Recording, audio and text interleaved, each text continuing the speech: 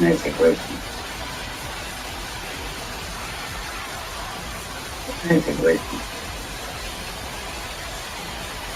I love that when Pete's talking and John's like, nah, shut up. He'll just play a message.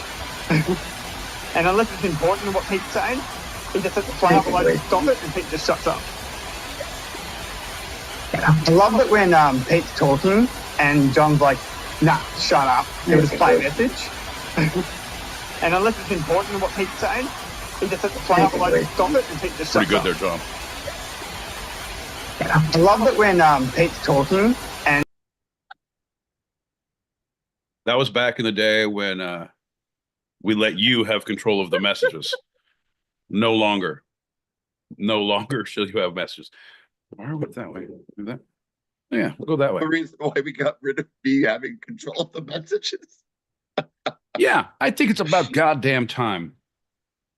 Someone puts their foot down for what's right in this country. You know what, John? These others have been talking, and they're tired of living this way.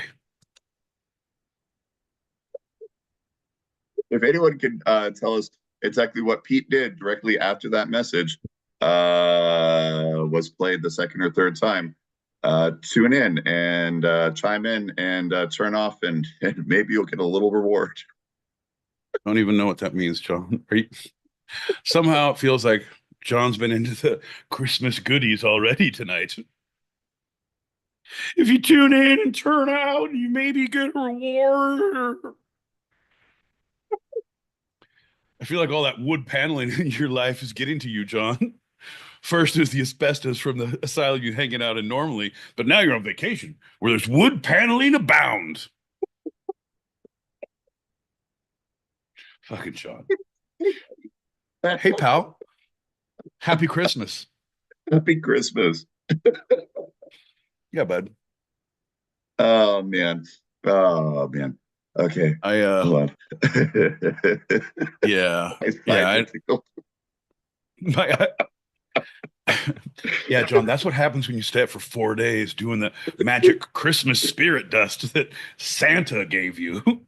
4 days, my eyes itch from the inside. Merry ho ho Christmas. I was cheated. I thought it was cocaine. Holy crap. Those fucking elves gypped me. That's the last time. Okay, I'll be honest. I'm just mad right now. I'm just mad right now, but I'm only saying it because I'm mad, but I will probably buy drugs from elves again, but this is the last time I try to buy coke from an elf. That's a lie. We all know that. I thought it was just a thing he said because cops were around. He's like, yeah, you want the magic Santa dust? I was like, yes. And then I got it. I was like, oh, man, it's just magic Santa dust. Fuck. That's from Santa's cuticles. That's the sloughed skin off of Santa's nutsack. Ew. Santa's balls are shedding. Gross. And that, folks, is what the holiday spirit is all about. Folks, we have the two-sided. We're here every Christmas Eve, once a year and only once a year, when we tell stories to all the good little boys and girls about Santa's shedding nutsack. I believe there's a moral in here somewhere, John. Ah, yes, the moral of the story is don't buy drugs from elves. Or you. Hey, man, we're not here to judge on Christmas. We're just here to tell stories. And they lived happily ever after. And that was story one. Now, anyone who's recording any of this, make sure you illustrate all of these. It's going to be a children's pop-up book. You open the page, Santa pops up, and then his nutsack slings over his shoulder. Oh, no. I mean, his sack. His sack. Yeah. Come on, man. This is a children's show. Yeah, it's a children's show. It's for the kids. John, it's the holidays. This is what they said I had to do community service. And I said, how about if we do a holiday extravaganza show for the children? just something to give back. And they said, well, let's see how it turns out. And I said, well, Good luck with that. I got I got 2 kilograms of frankincense and a half a pint of myrrh that says I'm going to do a pretty half-assed job.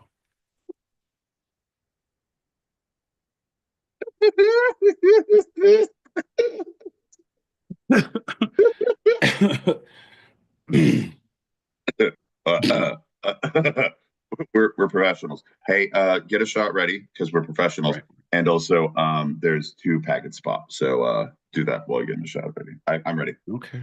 All right. Well, if you're ready, though, you got to plug in. Shh, quiet. Here we go. Quiet. Here we go. Micah says, did my boy Pete ejaculate after the third time the message was played? That's my guess. Was it ejaculate? Well, I'm glad you said it in the form of a question, because if you just said the first, when you said ejaculate, the answer was no.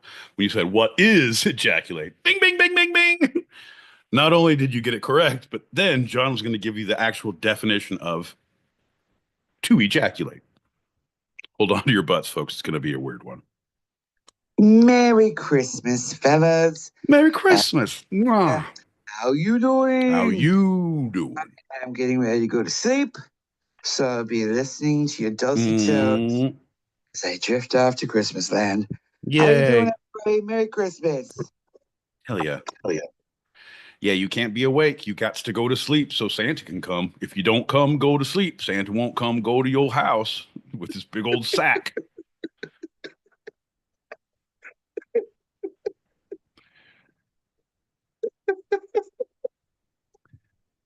I don't think that one's going to play right. Why? That one didn't land well. I don't know. Just saying. Just saying. All right. All right. You want to start the show? I don't know, John. I'm not sure what show we're doing tonight. I don't know what, like, honestly, I know we talked about it, but I have no idea what that means in your world. Like what?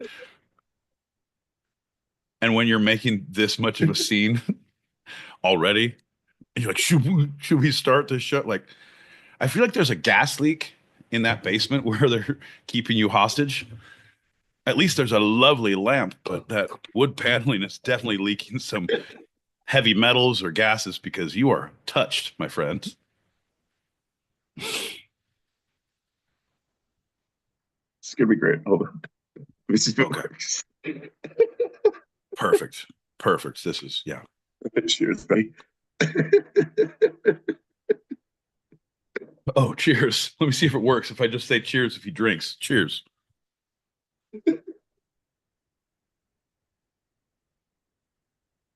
Perfect. Okay. Okay. All right. So And you muted yourself on YouTube.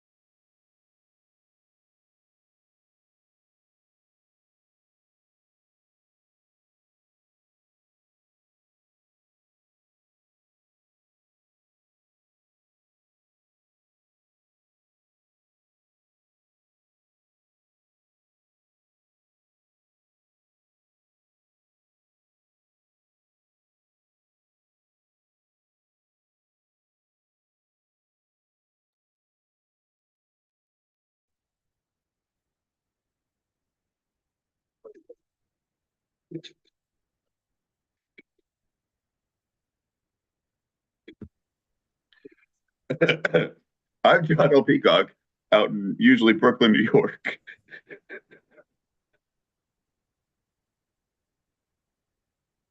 I'm my boy Pete, more shocked and appalled at what's about to happen in Southern California than normal.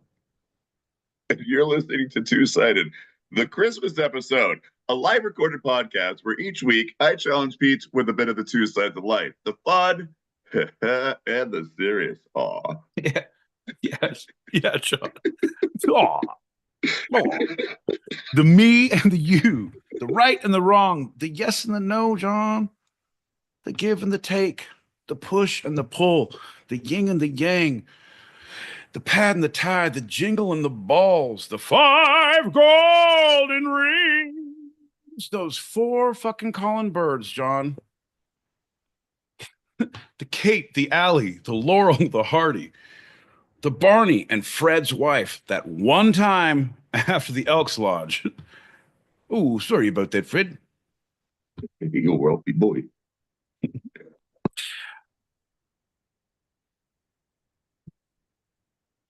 So the show is starting with John L. Peacock. He started poorly, now we didn't start the clock. My boy Pete started drinking way too long ago. Oh. He's gonna talk so much, don't you all know? Ho, ho, ho, ho. John, you blow. 5 golden rings. My boy Pete, as we always do, let's start with the general check-in. My boy Pete, how you feeling? Festive, cheerful.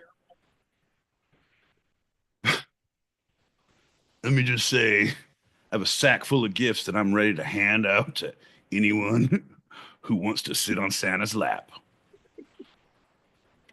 Nope. Nope. Yep. I don't know.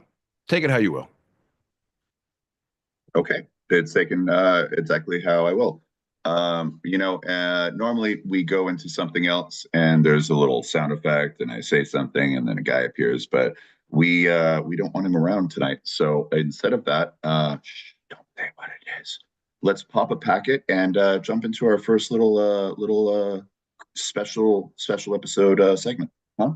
Yeah. What do you think? Yeah. You could have just said pop the packet, not talked about what we shall not talk about, because you never know what ears are listening, John. We don't want any of that, so don't put that evil upon us, man. Shit. This is going to be an exercise in futility. I'm laying here trying to relax at my parents' house. And it's been a very long day, so I'm exhausted. Full day tomorrow. And all I hear is John's snidely whiplash laugh. And it's making me laugh. Oh, good Lord. I'm telling you. What a trip. Love it. I'm telling you, he's here. He's here with it. He's here for it. Man.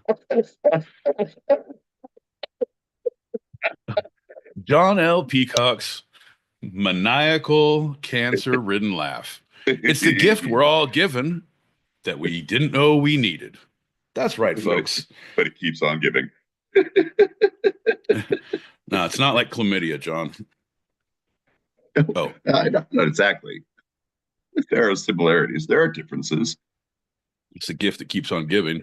It ain't a bouquet, I'll tell you that much. It ain't a flower of bouquets. Bouquet of flowers? Flower bouquets? I got 1 flower bouquets. What would you like your flower? Give me a bunch of bouquets. Gather them up in 1 flower. It's not the gonorrhea is. You'd think that chlamydia would be because it sounds so much like it, but it's not. No, it's definitely not. What are you looking for? Do you have any STDs? What are you looking for? I mean, I know my way around. I could find you whatever you need. Since we're not here for a good time, but we're here for a long time, or scratch that, reverse that. Let's have a shot, because we're getting into our first segment, which I think is going to be pretty fun for you, my boy Pete. Well, we literally, you keep on doing these things. First, I had to play messages. Now I have to pour a shot. We just did a shot. I'm trying to smoke weed. You keep on telling me about these segments we're going to start. and you keep on saying, do this, and then we're going to talk about this. No, do this, and then we're going to talk about this. I feel like this is a very, you're leading me on in this relationship, John. Oh no, just a Love that little bit when longer. Pete's talking and John's like, nah, shut up. He'll just play a message. And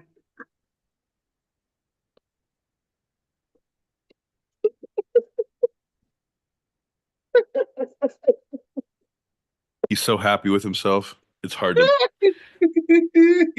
punish a stupid puppy.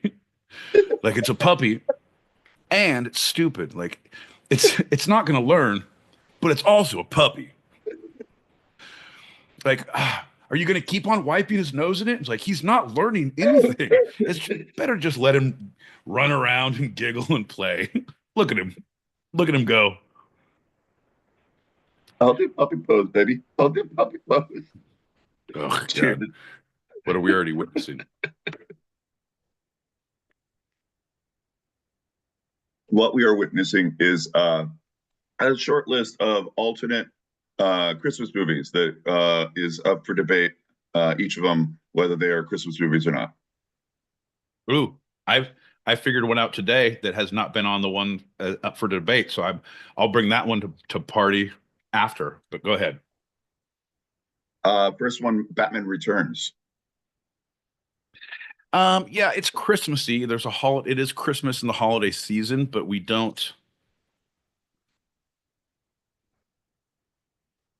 Is that the one with Mr. Ice, Dr. Ice, Iceman? No, it's the second and last of the Tim Burgess, Tim Bruges, Burton. Burton, yeah, that guy. Tim in Bruges. Well, that's also one. Sorry, let's just spoiler. That's part of the list. Let's just go to that one too. Yeah, in Bruges. Yeah, but no, the Tim Burton ones. So yes, first Batman Returns. We'll talk about in Bruges in a second. Yeah, no, that first Batman Returns, maybe I could see it, but it doesn't. It doesn't have the Christopher Walken and Catwoman. Yeah, no, definitely not. Because it's not focused on the holiday spirit. It doesn't have the Christmassy stuff happening about why you're there. It doesn't have the situational forced scenery. It's literally set dressings. Oh, yeah. Okay. Or there was the scene of the parade. Yeah, there is a Christmas party, but it's like it's a movement. It's a device for moving the plot along for introducing for an introduction. It's not based solely on this is happening at Christmas. So it's not. I wouldn't feel like it's a major enough to call it Christmas. No, I'd say no. Okay. Well, a parallel to what has been talked about quite a bit, both on our show and elsewhere, apparently. Lethal Weapon. What do you think about that one before we get to In Bruges? No. How is that different? How is that different? Because it just happens. It happens at the time of year. So if you're thinking about, I know you're going to say Die Hard. Well, Die Hard's at Christmas, right? But it happens at a holiday party because of the whole event takes place at the Nakatomi Plaza because of the holiday party, because this is where you are, because of the holidays. They wouldn't be there otherwise, so they wouldn't be hostages otherwise. Right? Correct. Okay. Number two, Die Hard 2, they're at the airport for Christmas. So that one's a little looser because it could be anywhere, but it's like, oh, snow on the thing. And they had, well, remember this last year and this last year, they did a throwback and tried to make it. And it was wintertime, but it was airport. So that was a loose base. Like, not going to give it to you. Okay. It's what draws you there and what it's centered around. So if it happens during the time of year, not specifically. Okay. So before we get to In Bruges, what about Edward Scissorhands? So that has a little bit more of an intricate plot of Christmas time. Right. I mean, it is, but when you think back on it, and because I haven't watched that probably in how many years? About 4 years. I wouldn't think so much Tim Burton's Christmas, I'd think, oh, weird, creepy dude, 1950s haircutting S&M 50s Tim Burton. Like I would go to that party, don't get me wrong, but I wouldn't necessarily call it a Christmas movie. Well, she dreams of a white Christmas, and he creates the stone for that purpose, right? Okay. Okay. Okay. All right. I'll you know what? I'll watch it. Nightmare Before Christmas. That happens to be the next on the list. So before it gets in Bruges, yeah, Night Before Christmas. So it's not at Christmas time in the beginning because it starts with Halloween, right? And it's from the point of view of the Halloween town. Right, but it's focused on Christmas. The whole thing is about Christmas. Right. There's something centered because of Christmas. Same It's with the new thing that's introduced, right? Right. A Christmas story because it's all about the gun for Christmas. It's how I get this gun and what happens along the way of wanting to get this gun because of Christmas. It could have been birthday, right? Could have been the best birthday movie ever. Right. But then how you do the flagpole licking. Oh, because his birthday was in January, John. And he's like, oh, Christmas sucked because it's on my birthday. And you have two things in the best birthday movie ever. I can't. Do you know anyone with a Christmas birthday? I feel like I do, but I don't feel like I paid enough attention to him to remember. All right. To be honest. All right.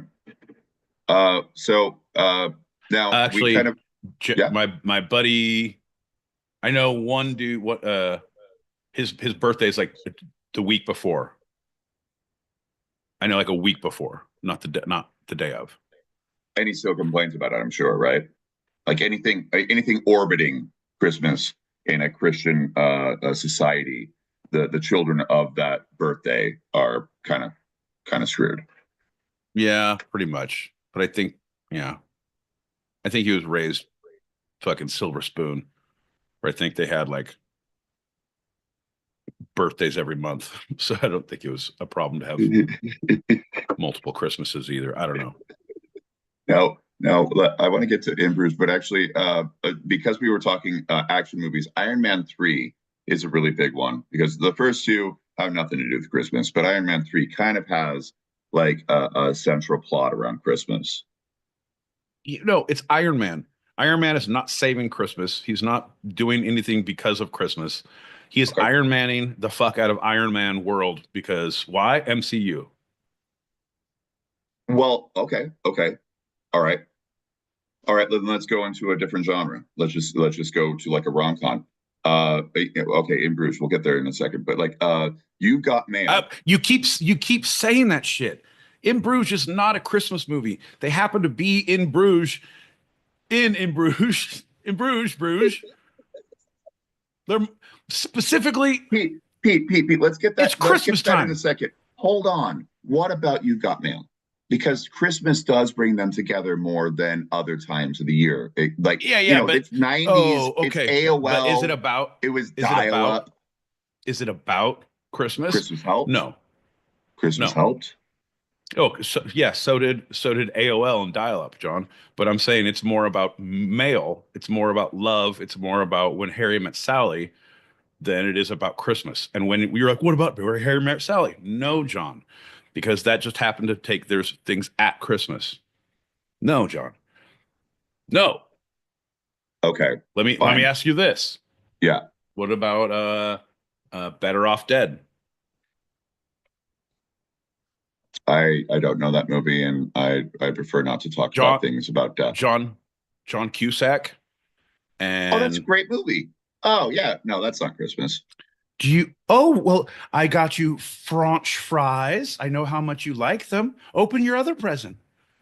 French bread. Ooh. Oh no, that was at dinner. It's like, ooh, meatloaf. You like meatloaf, don't you? Ooh. Oh no, that was Rocky Horror Picture Show. Oh, you like meatloaf? You like meatloaf, don't you? Okay, but that's why I think they did it in. Jesus Christ, John. We're talking Christmas movies. Okay, fine. Then what about Rocky Horror Picture is not one. No, of course not. Home Alone. Then why are you If bringing you're it in? saying You've Got Mail isn't Yes. one, Yes, what's the because they difference? because they the family's going away for the Christmas holiday. He is stuck at home. John, he has to decorate for Christmas. He goes around seeing people at Christmas. He goes to see Santa at Christmas. He wishes for his parents. He puts out milk and cookies. He then uh, defends himself with Christmas items and Christmas things. Um, they come back on Christmas morning. It is central around Christmas. Well, it seems like it's more just like Christmas time because it's a kid. He's obviously going to be doing all of that. All right. So what you're saying is a child is gonna definitely. Here's the deal.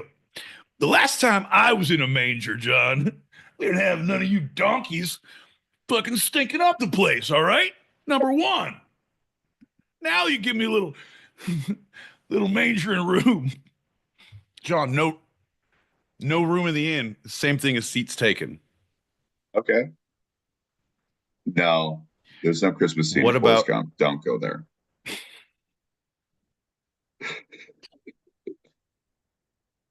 references taken? Oh shit, we can't talk about it anymore. Gremlins. That's pretty Christmassy. It's That's the pretty story, Christmassy. right? It's the story of it's the story of Gremlins. It's at Christmas. It's the Christmas time, but it's the whole thing of the present of the thing, and it happens of the whatever. Stuck in the chimney. Gremlins, Gremlins 2, not so much. Not so much. No, no, no. But Gremlins, like how she lost her dad. Like that's a big thing. That's the whole reason why she's jaded enough to be hanging out with that weird guy who happens to own a Mogwai. Right. Well, everybody back in my day, everybody had a Mogwai. You do Mogwai fights to get your to get your. Well, don't get me started back in my day, John. It was a different time. It happened Mogwais, before midnight. Mogwais roamed free before midnight. My All first right. job out of school. Actually, the entire graduating class, our first job was lifeguards to keep Mogwai out of the water. What water you ask? All water. What you're drinking right now? Can't have that. I'd get paid to watch you keep it away. Nope. Look. All right, go ahead. No Mogwai. Go ahead. You're good. And in the distance. Oh no. All right, everybody, put down your liquids, your fluids. Get your bounty, Swiffer picker uppers. Anything that's triple ply, quadruple ply. If it's only double ply, I would suggest you use two. Let's all mop this shit up and move on with our day. That's Mogwai 101, John. They train that at Mogwai boot camp. Yep. Yep. Yep. Yep. Yep. This one, I think many people might not, but Trading Places, I very much feel is a Christmas movie because there are Yes. central moments about it. Yes. Yes. Yeah. With the Dan Aykroyd, Eddie Murphy, Yep. Mortimer, and Alfred. John, tell me what was the bet? Do you remember what the bet was? Well, yeah, if we change their lives, will they become, is it nature versus nurture? And Yes. I also know the dollar amount. Okay. That was, nature versus nurture. If you can make this man a millionaire and make this man a pauper, and I will bet you I said it, the dollar amount. $1. Love it. Randolph, I'm still not talking to you, Mortimer. I'm still, we're back. Great movie. Little Coming to America reference as a tie-in. But yes, because like Dan Aykroyd Very needs Christmas. to get the present for his wife, who is the daughter of one of them. That's how messed up those guys are. And he becomes a really drunken Santa. And like she's looking at him at one point on the street. He's like, "That's Santa." So good. He's so good. So that's Christmas. And that is Christmas in my house. Where if someone isn't dressed like Santa vomiting on themselves by at least 11 a.m., well, I'm telling you, this holiday ain't going well.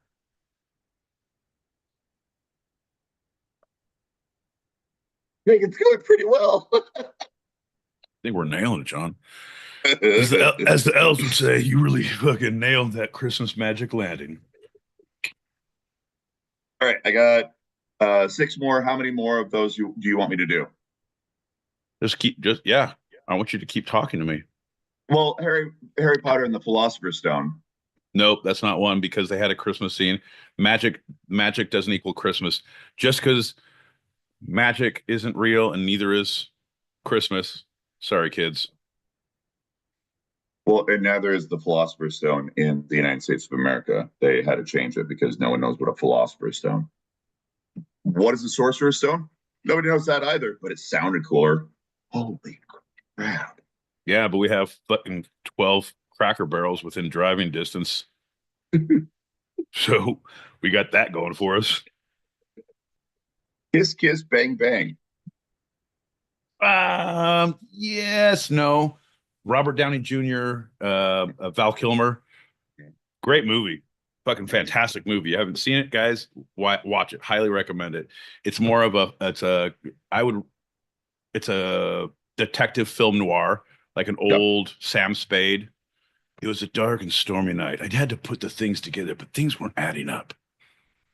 It feels like that, but yeah, I wouldn't say Christmas at all. Okay. It's all Okay. about a murder. Might have happened at Christmas, but I can tell you the story of the movie. I would not include Christmas in it. Okay. This one, it's a novel adaptation, so I think I know your answer, but there's a pivotal moment with Christmas. Little Women. Nope. Boo. Boo. Boo. Horrible. They had a film version. My sister loved it. Her and my mom would watch it all the time. And I was like, that was back when you had the TV in the bedroom that dad would watch and the TV in the family room. And if mom and Kate were going to watch Little Women or Anne of Green Gables, like Uh-huh. that's what you were watching. I watched that shit a few times and I'm not proud of it. And it was, it's good, but bad. Like, why you got to make me feel feelings? Like, Joe, you're going to be okay this time, Joe. Which Joe, you're going version? to be okay. The one with those sisters, like all the chicks. Oh, yeah. No, I think you got it. Yeah, that's the one I was talking about. All the other ones are not Christmassy. Anyway, the next one, this is also this is a book, so you might not I kind of Books know are your gay. answer, but they're very happy. The Chronicles of Narnia, The Lion, the Witch, and the Nope. Wardrobe. Nope. Just because they happen to go through a wardrobe and it happens to be snowing. No, John. It happens to be because they're visiting Christmas. If you go back to the first time of they're going there because of during the war, and it's more about wartime, and it happens to be at the holidays when they discover this when they're playing, and it just so happens. So here's the struggle of good and evil in their real world, and here's the struggle of good and evil in a goddamn broom closet. It's like when I was 6 years old and I ran into our housekeeper in the pantry. Ran into her 6 times. Well,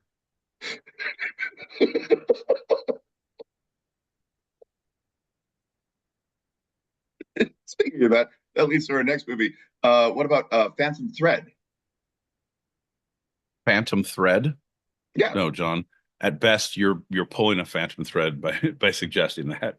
How is that? I'd like you to justify that one. Well, it's Paul Thomas Anderson. Oh, so does that automatically equal Christmas? Tell me tell me what your justification for Christmas bow tie is. Well, so P is the middle of the alphabet, T is towards the end, and A is the beginning. And if you like, the medium of that is actually December 25th.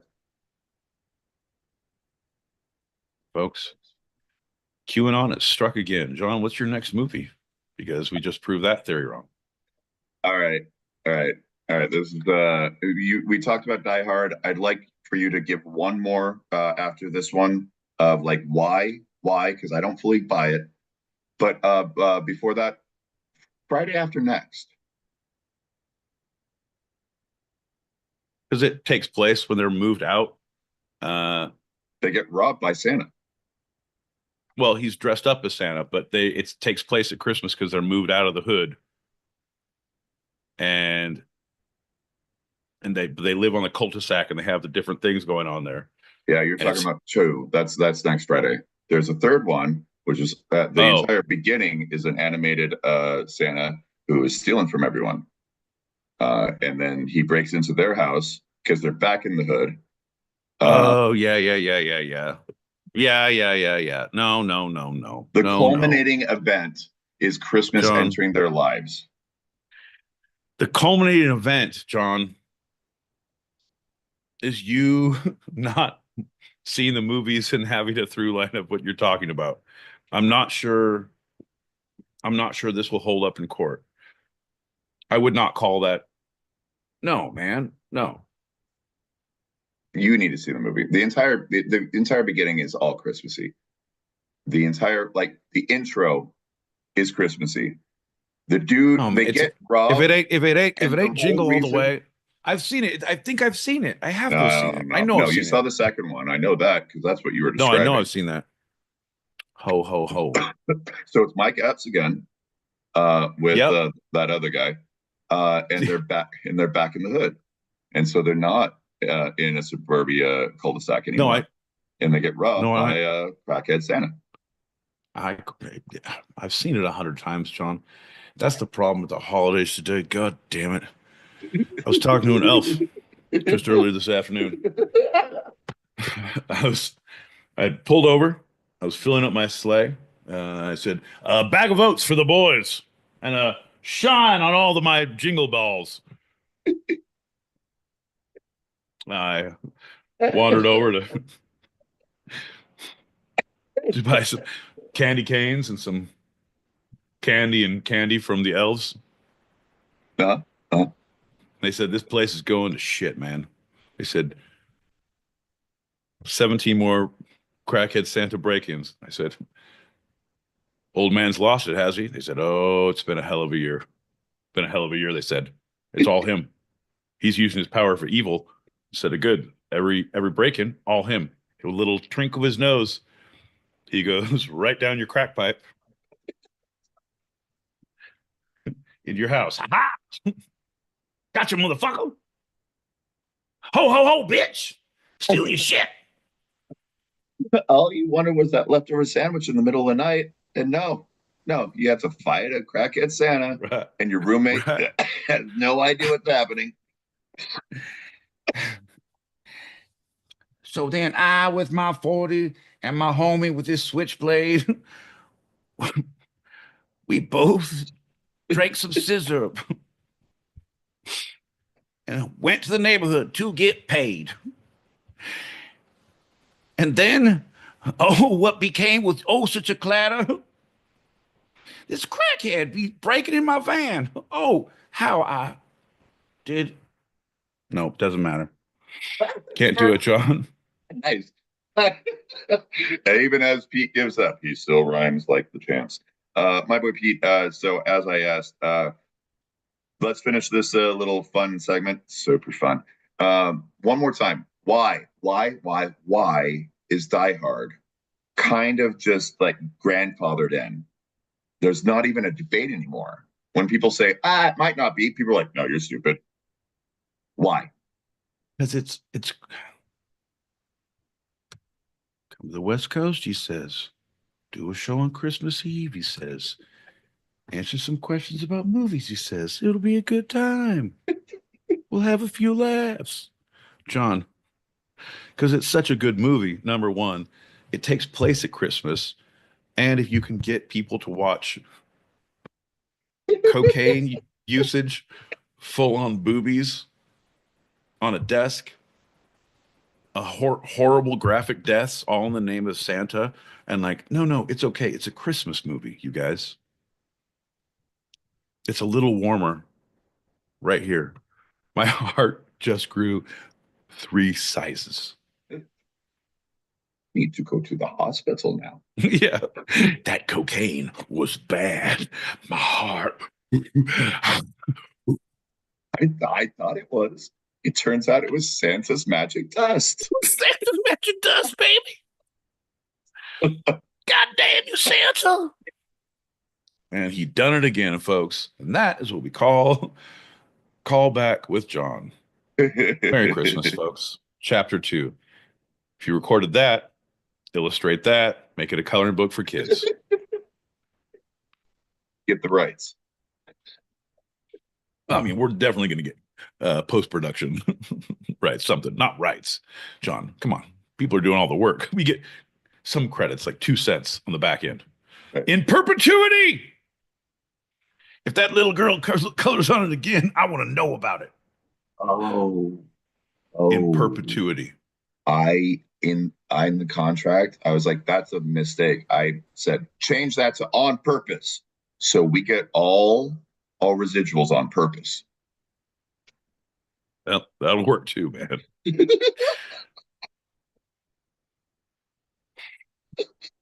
I feel like there won't be any mistakes about it. They're going to be damn sure we know what we're doing. Well, they said smarter than us. These guys said it right here in the contract. Holy shit, we're dealing with a couple of goddamn astronauts, astrologists, assholes. I'm not sure. Let's have a shot and think about it.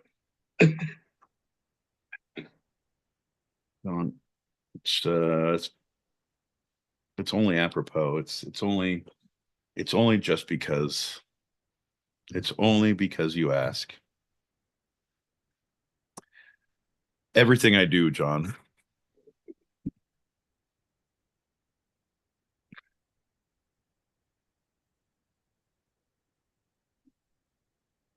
I do it in spite of you. Cheers. It's just bing, bing, bing.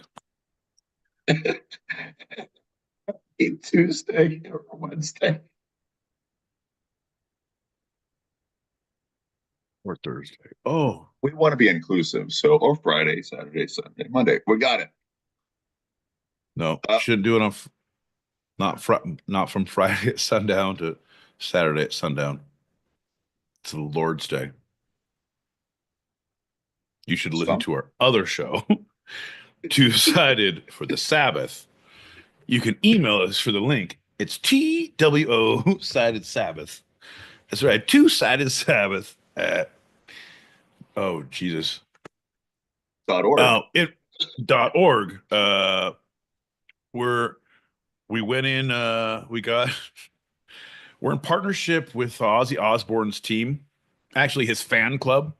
So we're Two-Sided Sabbath, but we only go live on Friday to Saturday.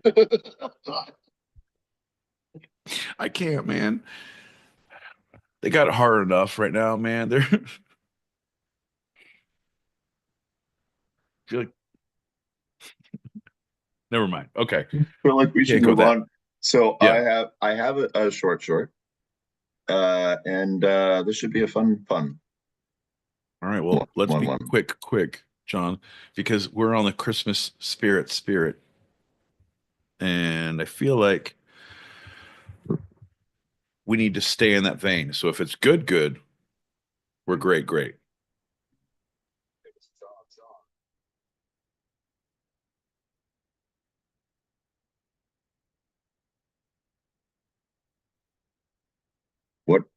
What'd you do? You there?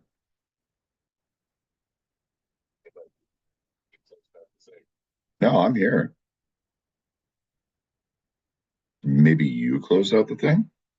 Because you're all like frozen.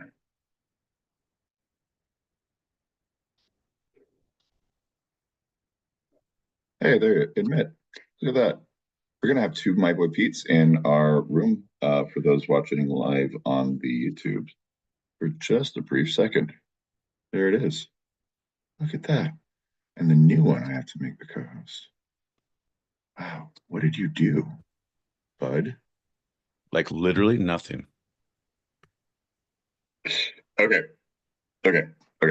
So what has to happen right now? Hold on. I was thinking about this. This is new territory for me. And you plug in. You need to mute. Uh-huh. I already stopped that. And we're good. Yeah. Okay.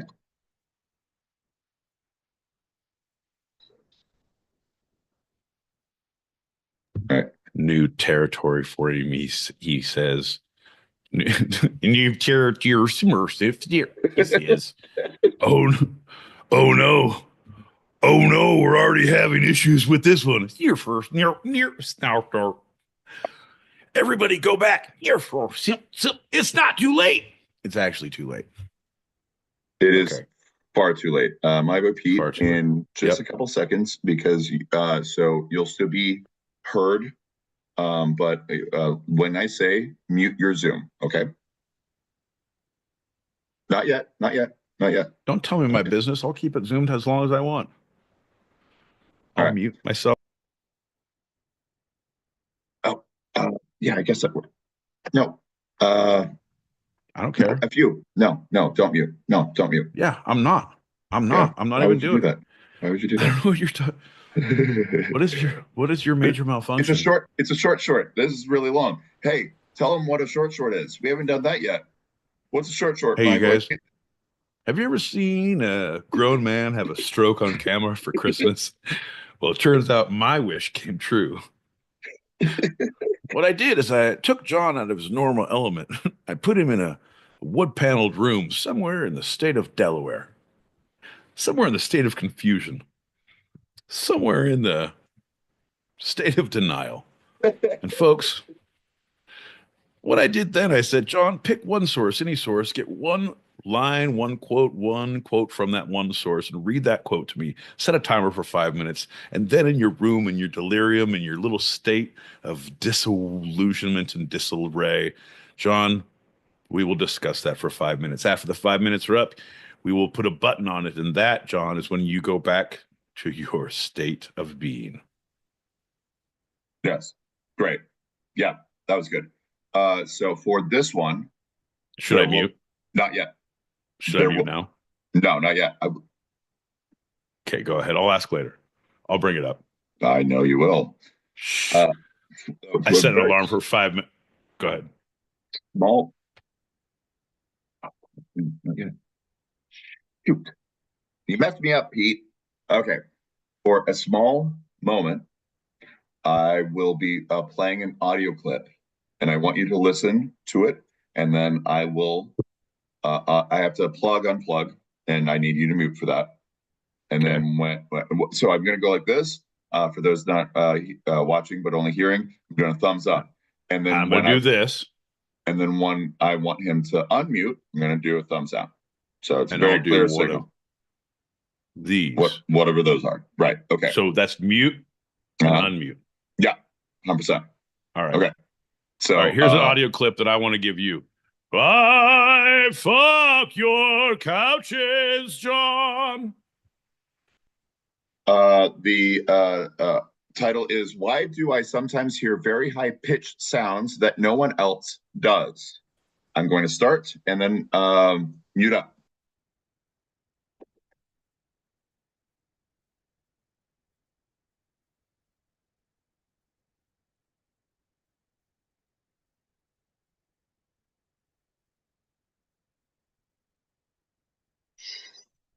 It didn't work.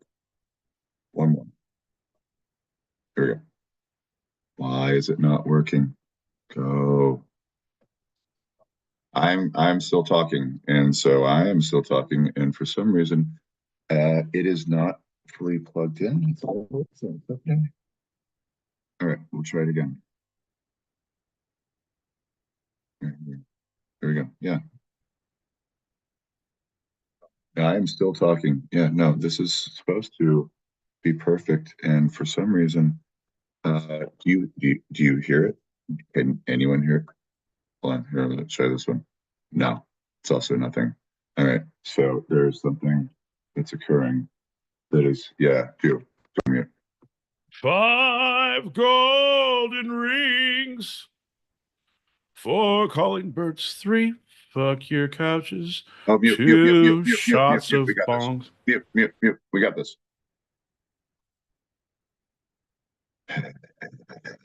I am. I'm doing it, and it's weird. Okay, how about you unmute, and I just want to see what happens. Hello. How about you talk now? But I talk now. Okay. So yeah, that's odd. Folks, and this has been a holiday miracle. 2 of my wishes for Christmas have come true. Number 1, the first thing. Number 2, none of John's technology works. It's like a little stocking stuffer in a show. Why are you looking at me like that, John? Listening. Why I'm listening too, and I'm hearing a lot of attitude in that voice, John. I'm hearing a lot of feedback in your mouth, son. Oh, it just must be down. Yeah, It just your must be down. mouth's writing your checks your body can't cash. You screw up just this much, you're gonna be flying cargo planes full of rubber dog shit out of Hong Kong. Weird thing to say. All right. Hold on.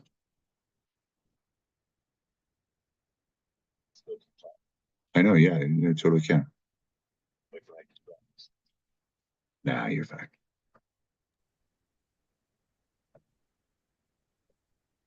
Cougar and Merlin were the best. Cougar hung out too tight, lost control. Now you're in. Maverick and Goose. Well, let me try something else real quick. Mute up. Let me try something else. I'm gonna try something else in a minute too. With my last one.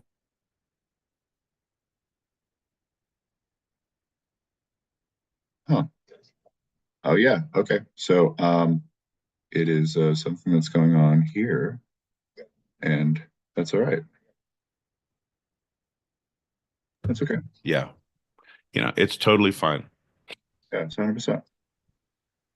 What we've learned, I think, I think I was gonna save this technology issue, uh, kind of a reconciliation to our New Year's Eve show, but then you said, "Hey, you're going to be going to a party," and I said, "Oh yeah, I'm going to be at a party." You said, "I'm going to be out of town." You said, "I'm going to be out of town." Yeah, right. So we shouldn't be doing that. So this is where I wanted to bring it all to the forefront. That hey, bud, I think it's time to abandon that. One more try. I got this. I got this. Keep talking. Keep Yeah, talking. I'm gonna keep talking.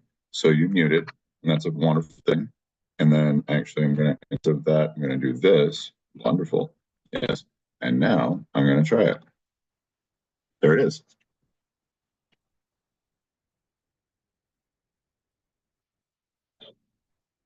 Uh-huh. That's it. Hold on.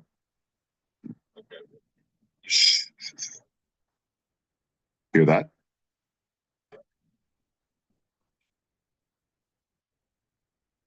You don't hear that?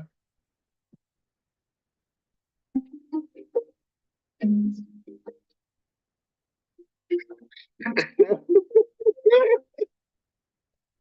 this has been our short, ladies and gentlemen. Thank you very much. Jesus Christ, John.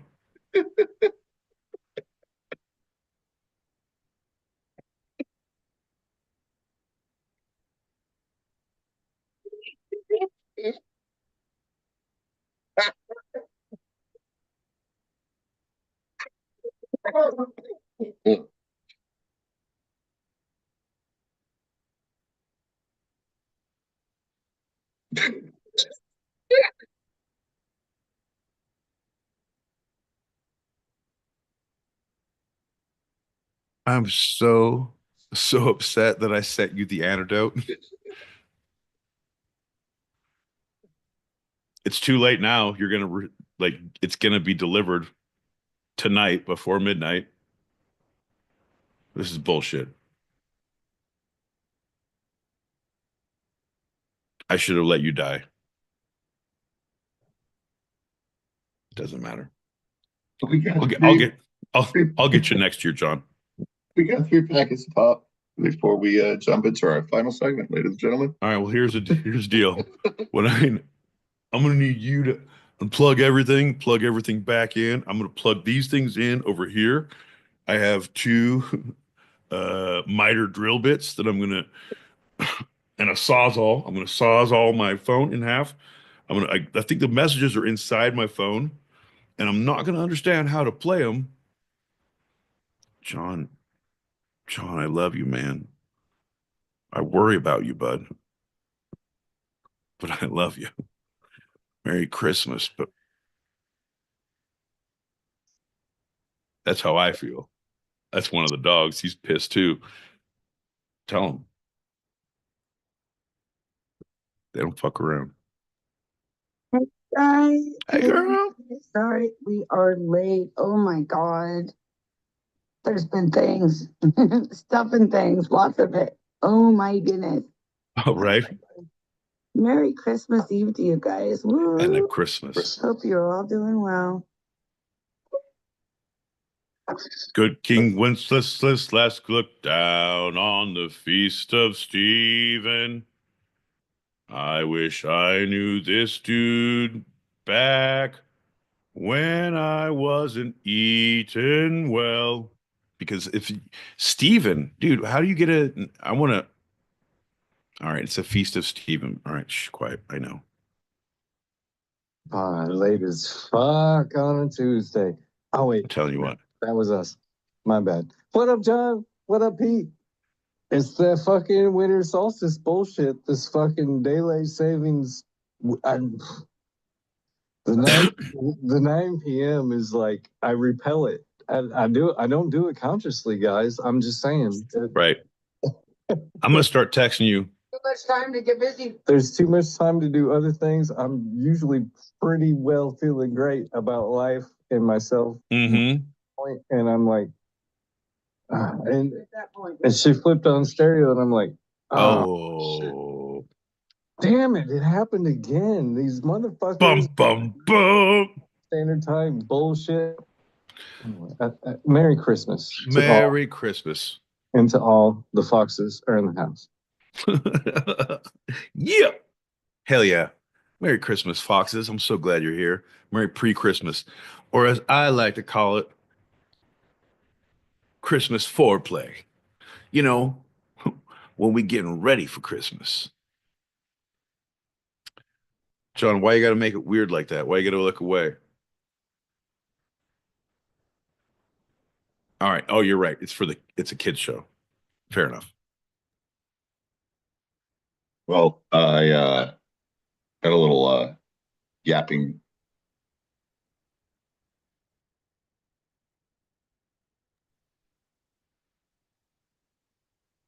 I mean, I'm not on YouTube, but stereo's good. Stereo's great. I don't see the problem. Well, Okay, did I tell you I need contacts? I don't need glasses because those will make me look funny. I disagree. I think you would look distinguished. I think you should get contacts, but I think you should get glasses for like at home, like to watch movies at the house and stuff, because then you'll realize like, oh shit, I look good in glasses. I'm telling you, go down to Walmart or Costco or wherever and just try those shits on. Just wander around putting things on. It's crazy town.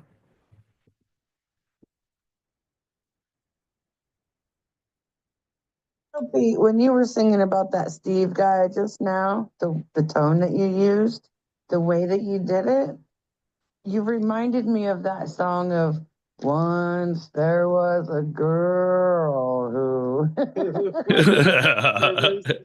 Right?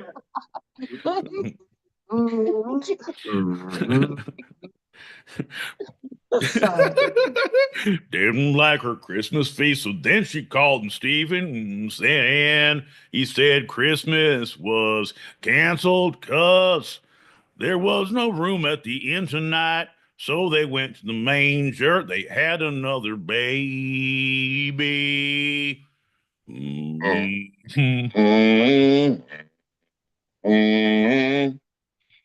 Mm.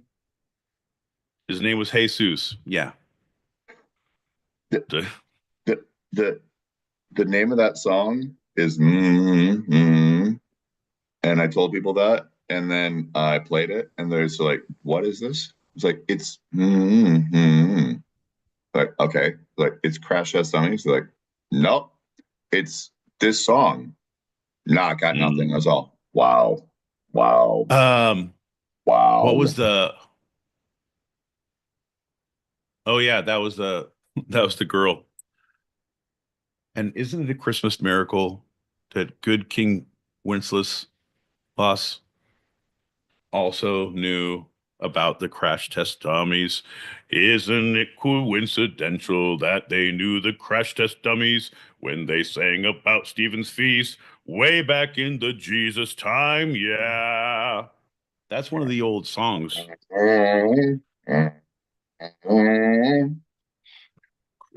Christmas.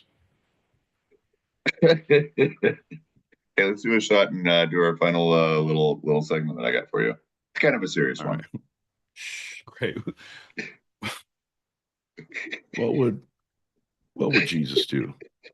What would for a Klondike bar? No, Where would Jesus that's in a drink? yeah. What would Jesus wear if he was going on a first date with a chick named Sandy from Tinder? Very shady. Why wouldn't Jesus drink?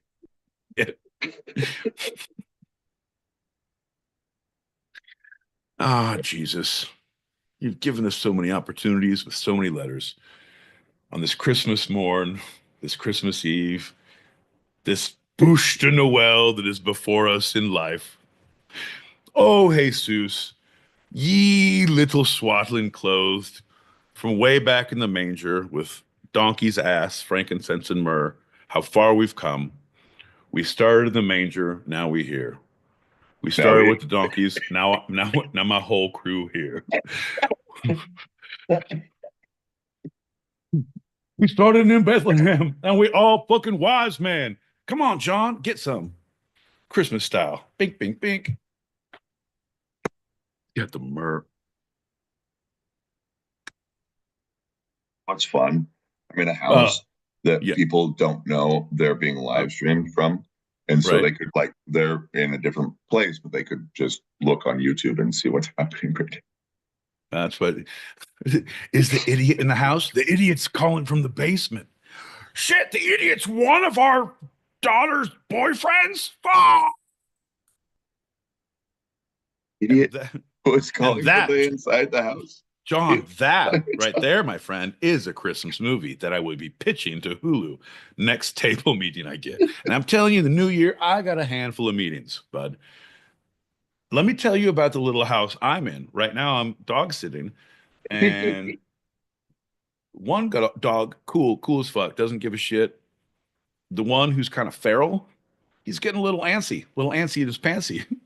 And he's circling around behind me and he's like squealing. So he might attack me or another dog or the air within the next, like, I don't know, 2 to 3 seconds or hours. So if I start screaming and running, Uh, fighting for my life, it's not the Christmas spirit that's got a hold of me. It's a dog named Potato. his nickname, weirdly enough, is Christmas Spirit. So it might be the Christmas No, Spirit that has got a hold on no, you, but not the way no. they think Christmas Spirit is. Wrong, John. His name is Potato. If he's angry, he got a hold of my bag of Christmas spirit. If he's got a hold of that, he is gonna see red for a while, John. That was gonna get me through the holidays. Holy shit, bud. Listen, he knows you. You know him. You know dogs. All he's doing is testing. He's like, hey, so weird things are happening. my main guy in here. You're my beta. My alpha's not here. Was the night before my boy Pete got mauled, and all through the show, no one was concerned, and no one did know. He had no wounds on the hands and no wounds on the face. No skin grafts, no screams, no skin to replace. But the next day, as the sun rose and the new day did rise, to one and all dismay, but no one's surprise, there under the tree, hung with tinsel and lights, lay my boy Pete splayed, blood and all, his entrails in sight. The dogs were lapping and chasing their tails. Ho, ho, ho, they said. This year, we all tell tall tales. I like what you did there. Tales with Tales. Chapter 3, illustrate that. Fucking make it a coloring book for kids. It's going to be for charity. I don't know, John. If we can if they get through the first 2 chapters of the coloring book, this third one is going to be like really hitting home. Well, I mean, the first 2 are like fan fiction erotica. So yeah, if they can get through that, Right. they can get through anything. You know what I mean? I read chapter 2. We call the ultimate stocking stuffer.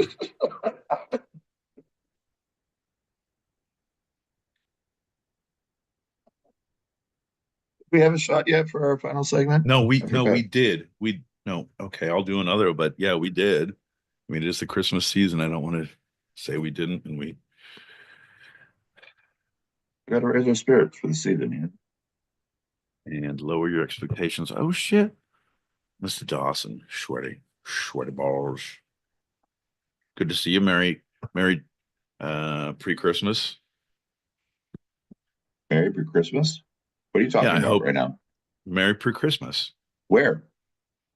Tonight, right now. Merry pre-Christmas. She's on our YouTube channel right now. No, I think you should marry pre-Christmas. What about That's- George Dawson? He's here too, but I was talking about your love life, John.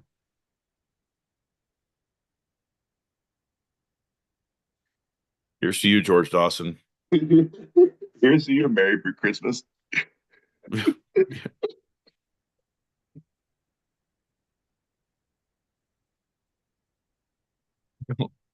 Precardial infarction. I call it pre-Merry Christmas. Happy holidays. Bink, bink, bink. What took him down? It's pre-Merry Christmas. Merry Christmas. No, Merry P. Christmas. Ah, shut up. I'd rather have a ball in front of me than a frontal lobotomy. That's why we're going to talk about It's a Wonderful Life. And that, folks, is why we're going to talk about pithing. It's when you could stick that wire in the back of a skull and scramble the brain, but all the organs would still, oh no. Sorry, Wonderful Life. Wait, is that the one where it's in your house, in your house, in your house? No. Oh. No, that's the one where George Yes. George Bailey. Yes. Yes. I shouldn't have never been born. Oh. And his brother, fucking, he can't hear shit, fell through the ice. Well, I know this story. because he saved his brother. Is it about Christmas? A little bit. A little bit. Can't say it do, can't say it don't.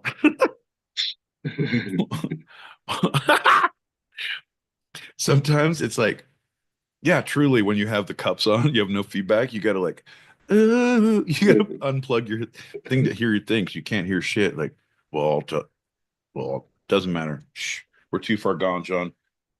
Tell me about Miracle on 34th Street. No. Well, wait. So when it was first released, It's a Wonderful Life. It's a Wonderful Life. was not intended to be a Christmas movie, and it initially flopped at the box office. And the film's copyright was not renewed, according to Turner Classic Movies. That meant in the 1970s, It's a Wonderful Life was cost-free for broadcasters to air repeatedly. Audiences began to take notice of this less than jolly movie that flooded the airways at Christmas time, and thus a holiday tradition was born. Have a holly jolly Christmas, and may 5 golden rings be yours. Jingle bells and jingle balls and also jingle doors. Come on, John. Sorry, go ahead.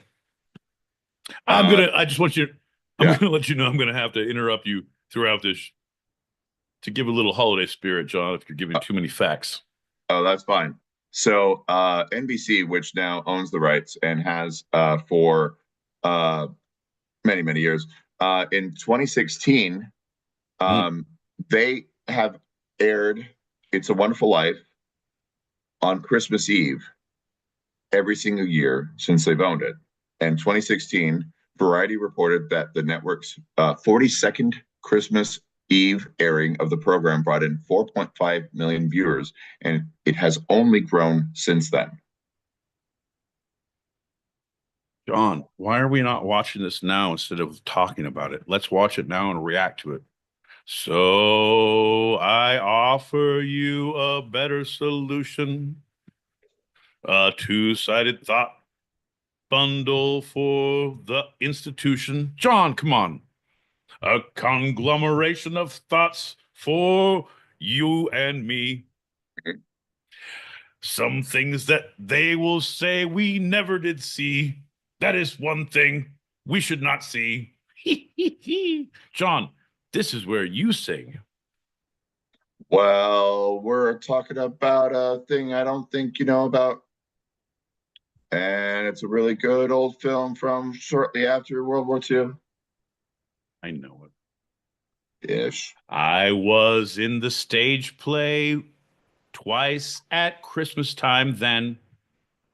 One, I had to be Ernie the postman, and then I read the stage play of George Bailey's brother, and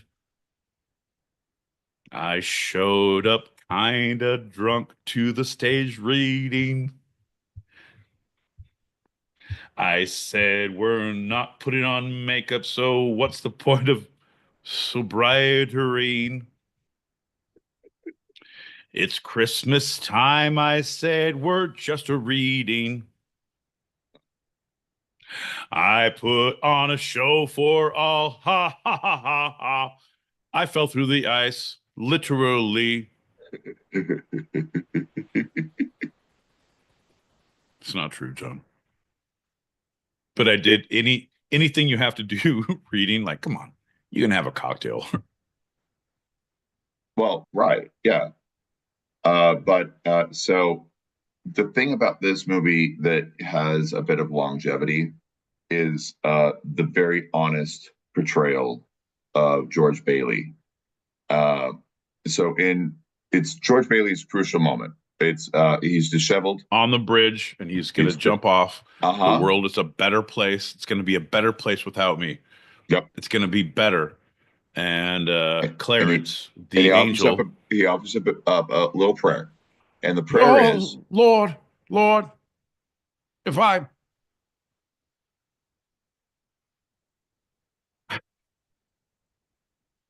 forget. No, I know it. I know what the whole thing is, but go ahead. And the prayer is, John, I don't want to interrupt you. I'll interrupt you if I know it. I'm not a praying man, but if you're up there and you can hear me, show me the way. I'm at the end of my rope.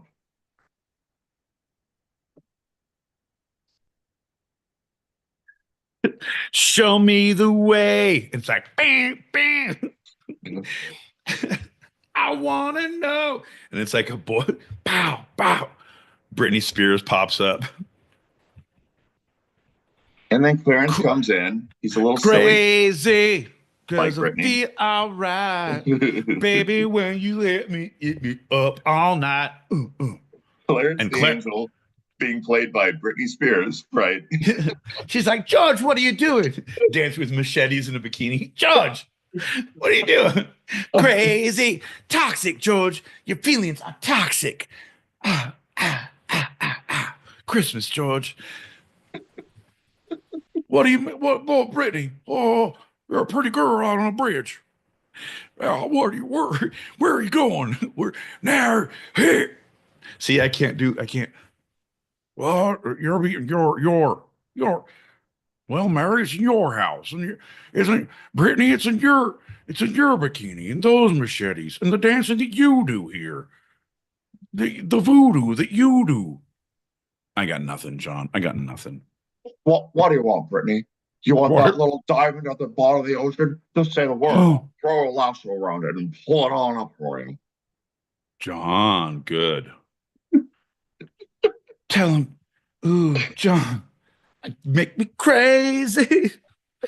Hit me, Johnny, one more time. Oops, I did it again. Oops.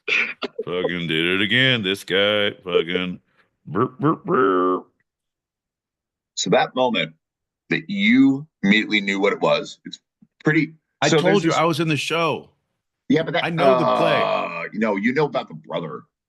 No, I know. Were you the And it brother? Were you the brother? yes, I was the brother. Okay, Yeah. No, that's I why was, you know so much about the but brother. then I You're know, like, then I oh, was the Ernie, brother. I was Ernie the postman Oh, good in job. the play, in the stage. So I had to sit through the fucking play. So I know the fucking play, like, oh, the Christmas spirit's like, oh, and you, and it's in you, and the bank It's teller, in like, your house, in your house, because we're the house yeah, and loans. here, it's a whorehouse down at the pimp house and the crack house and the trap That's house. your house. Oh, that's Yeah. that moment because you had a moment on the stage with that. I was like, I don't know what he's saying. Now I remember. Yeah, it's because they had a run on the bank.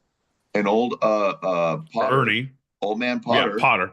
was trying to get them to do the house savings and loan, and that was Bailey's. And he's like, no, no, no, no, no, it's Jimmy. Jimmy, I don't. right?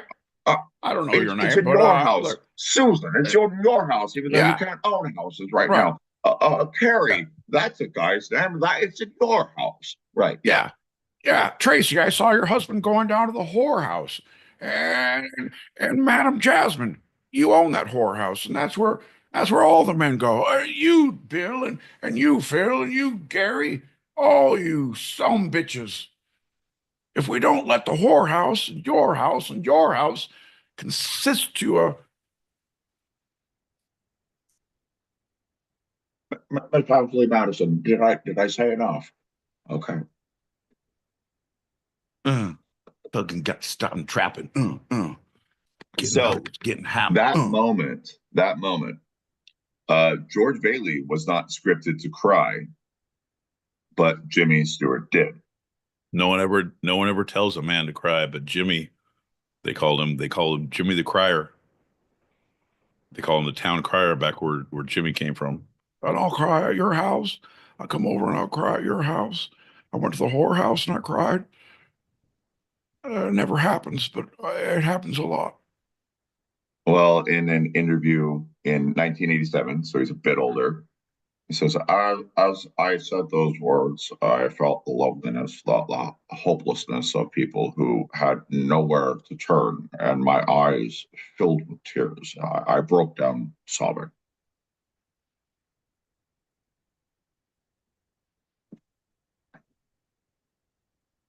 So bring us some figgy pudding and bring us some figgy pudding. Fuck your couch if you don't give us pudding. And bring it right now. But that scene is what captured George Bailey's desperate plea for help, and it was done in one take. They did not do another. This was due in part to how emotional it was for Stewart, but also who was still grappling with the life of and death pressure of World War II, but also because they didn't have a whole lot of money, and so they're like, yeah, it's good enough.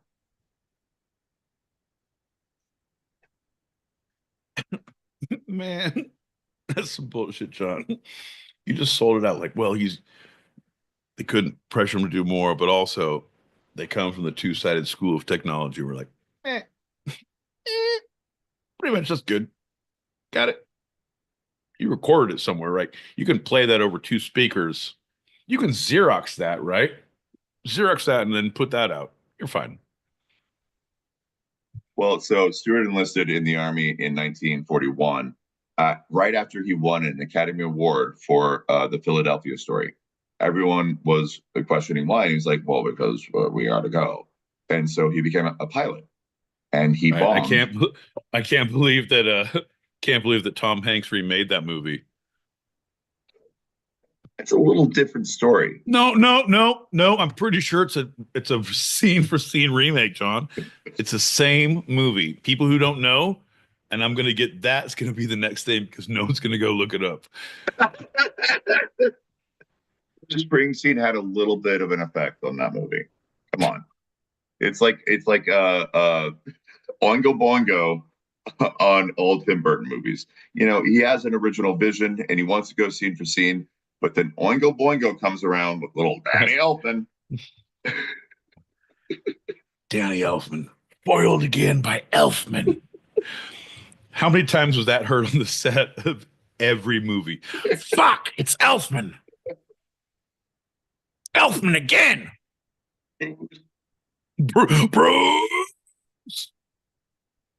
Is he saying boss, or no, he's just saying boo? Oh man, maybe I shouldn't have written that song. Oh well. Anyway, I thought it made it better.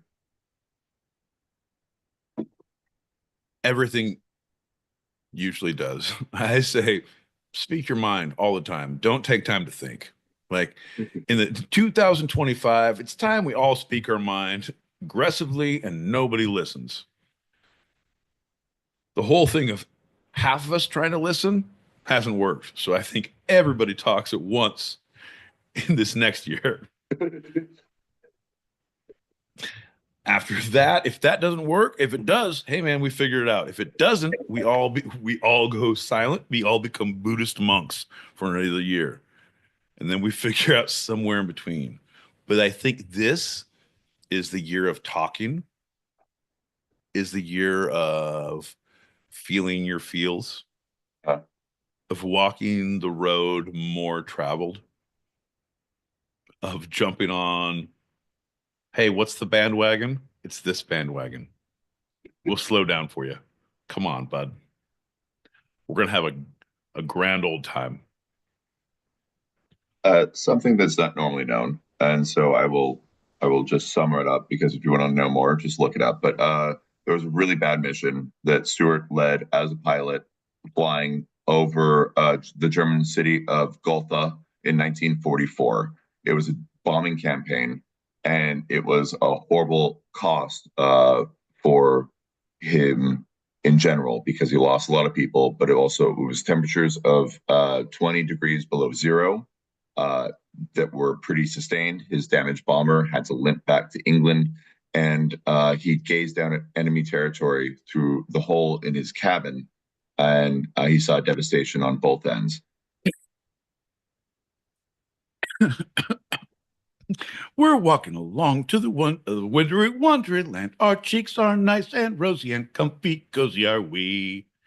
Above the devastation of war and pestilation that we wrought upon ourselves as we drop the bombs to each other. I'm gonna go back to make a movie another.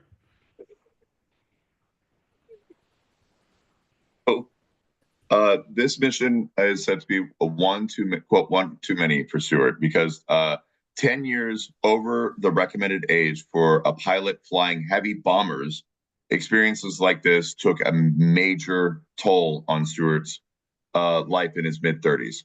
Nobody recognized him after he returned from combat. He was very much in the throes of PTSD. He had aged, say, 10 to 20 years physically, and he didn't want to act anymore. Yeah, well, I just need you to realize what you said. First off, he was 10 years older than the recommended age. Uh-huh.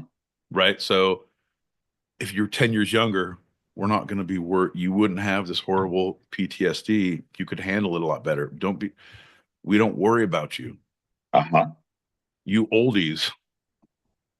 He had to get a That's- special recommendation to get in for this kind of combat as a heavy bomber pilot, because he was a good pilot, but he was in his mid-30s and he shouldn't have been. They didn't normally allow people in, but he was famous. And so he went in and did a couple of 20 different major bombing missions. And this one was so bad, he never came back the same.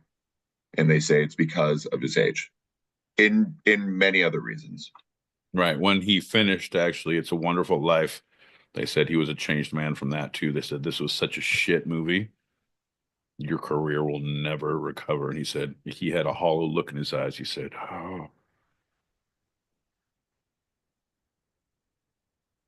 nope, I can't belittle a war hero. You done good, boy. It's in your house.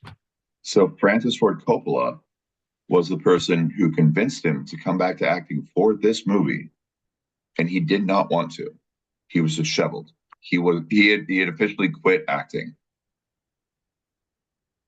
Okay, all right. Then fuck you, man. Here's the deal. Francis Ford Coppola was not like a caring, nurturing person. He was like, bro, typecasting. Like, this is the person we need who is at the end of his rope just trying to hold it together. All we need to do is put a suit on him and then push him. Just push him. Watch this fucker break. Well, fortunately, he didn't tell that to Stewart. That would have been horrible. Bro. No, you never tell the talent that, John. The thing is, the talent are fragile people. Uh-huh. The talent need to be treated with special care, because the talent will have a problem if they're not.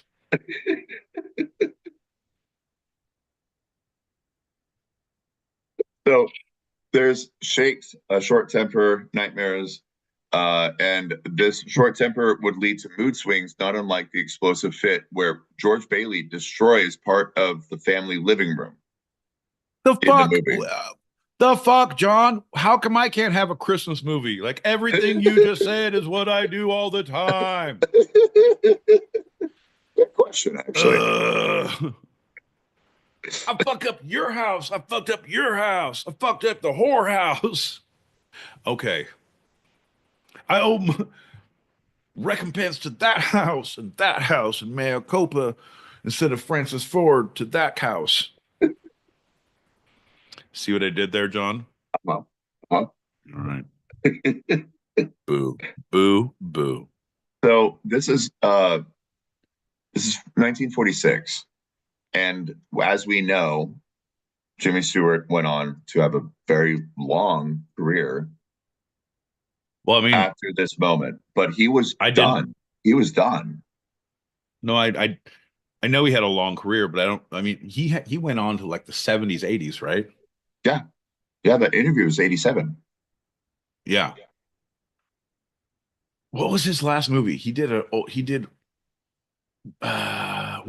was in fucking Xanadu, not Jimmy Stewart. It was oh no. The dancing guy. Old people and Patrick Swayze. That's right. He did Xanadu, then he did Ghost. He's like, oh my 5 golden rings. I hunger 5 golden rings. 5 golden rings. It's a Christmas episode, motherfucker. That's what you get. That's what you get. Oh, I sucked you in on that Patrick Stewart. For Patrick Stewart. Sorry, John. That's your territory, man. He's the worst captain ever. He's not my captain. I didn't vote for him. That's right. I meant Swayze, and he's the 100%. He's the one who pulled a man's throat out in a kung fu fight. Huh? Really? Bro, Swayze did that? Watch Roadhouse. That's Roadhouse? I thought that was Indiana Jones. No, that was a heart. Last Indiana movie, you pulled out a heart. Shut the. We're back here. Keep going. Shock the monkey. Shock the monkey. That was the whole thing. I tried to woo a girl. I put on a trench coat. I got a boombox. I held it over my head, and I played that Peter Cetera song that makes the girls go nuts. Shock the monkey. Wrong song, motherfucker. I played some Shaka Khan, but then I found out that I was just going off of you. And it's really Peter Frampton. Thank you very much.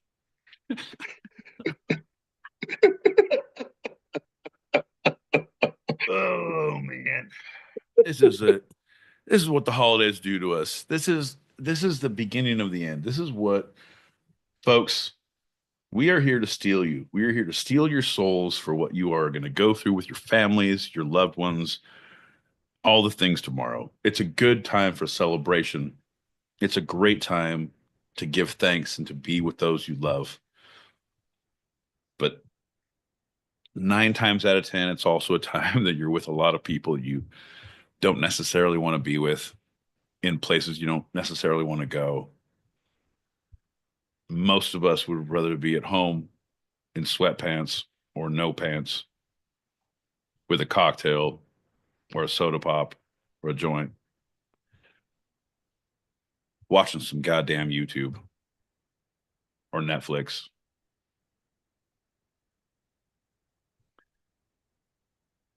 I don't know, man. Who's been pretty good lately? I'm just saying. Who's been pretty good, lady? Who's been pretty good, lady?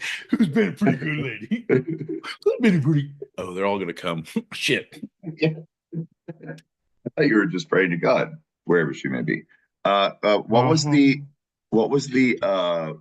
name or names for what Stuart was going through, and that depicted on screen, almost like subliminally, post. Say that one more time.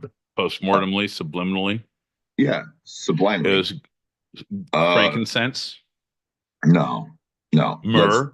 Let's not Bring Christmas into this. Thank you. All right. Right. So World War II, Yep. What was it called back then? You got the shakes. You got the Right. But what was the big thing? It all led to. Well, it's PTSD, but that was not a thing. That was Right. not. That's later. No. Right. That was not a thing until like the 90s. No. Well, it's Vietnam. So actually, the 80s. It was post 80s. Vietnam when. Right. Okay. So I was diagnosis. 80s. Right. Right. Because when they named it, because my they just went through. My grandpa came back from Korea, and had PTSD, and they diagnosed him with, because he had not the shakes, he had like something in the he was disinterested, he didn't want to do this, and like took him to the doctor, and the doctor was like, you should have another kid, that'll keep him engaged. And so that was my dad. Oh, yeah, it's a pretty good prognosis. Yeah. And so yeah, full on. My dad. You're due for another child. That's what's happening right now. Full on. And they had 2 more because I guess grandpa had some more bullshit going on later on in life. Weird. The child didn't solve everything. Not my dad. Have you met him? Holy shit. Well, I guess the third one did. Number 3. Hey, it always comes in thirds, right? No, that was another boy, because that fucked shit up even more. So you had to go a 4th time. The 4th one, that was the girl. Do you know the name of it? The 4th one's name was Chrissy. No. Unfortunately, I might repeat. You're wrong. The 4th one was called Combat Fatigue. Combat fatigue. That's what they called it. But there was a more common colloquial that wasn't necessarily used in diagnoses that people would use all the time. The Teenage Mutant Ninja Turtles also used it in at least their first major video game. Oh, you got shell shock. Yeah, yeah. Isn't that funny? Ain't it though, John? Some of it called, yeah, we call it Chrissy. You call it getting shell shocked.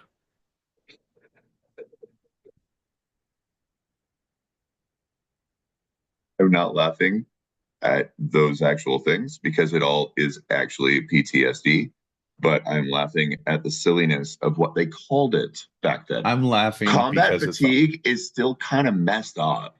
I'm laughing because it's the holidays. It's what Jesus would want us to do. Or the Teenage Mutant Ninja Turtles.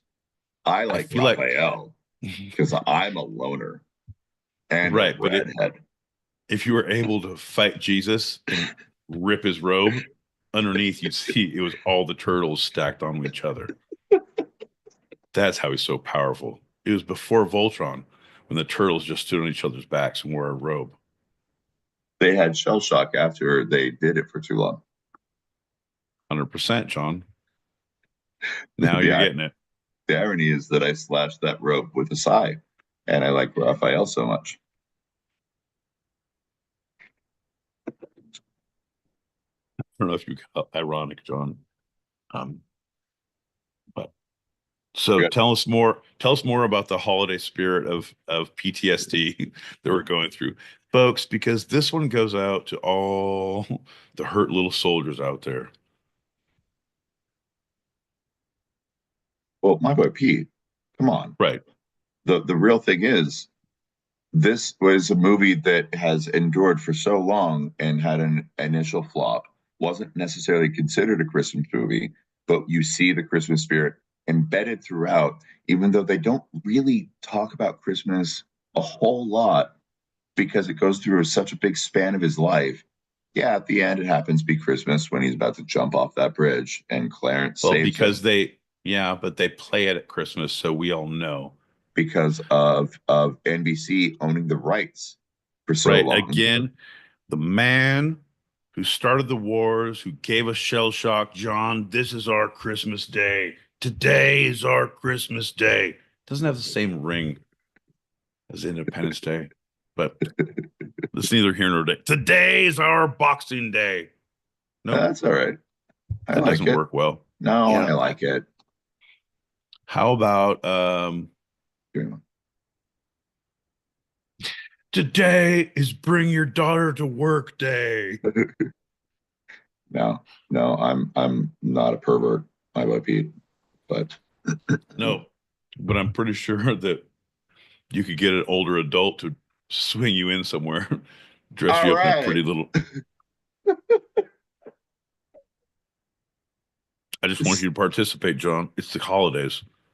the sources for this episode of Two Sided have been first segment Google, second segment CNN, and the short Quora. We have my boy Pete telling us about his. We have John L. Peacock giving too much play-by-play while not allowing me to do enough color. My segment has been brought to you by John. You better watch your holiday mouth. You're lucky the spirit is with us. Otherwise, I'd treat you like a goddamn gingerbread man and snap your legs off. Ho, ho, ho, bitch. And that's to all the kids out there. Merry Christmas. Y'all keep it real. Hope you get what you want. Before we head out, obviously, the last thing we're going to do before the other thing we do is now it's time for your favorite game and mine. My boy Pete, what's the through line? Through line is through lines, John. Through line. Ooh, that's a through line for the ages. Through line is what do we talk about? What is like?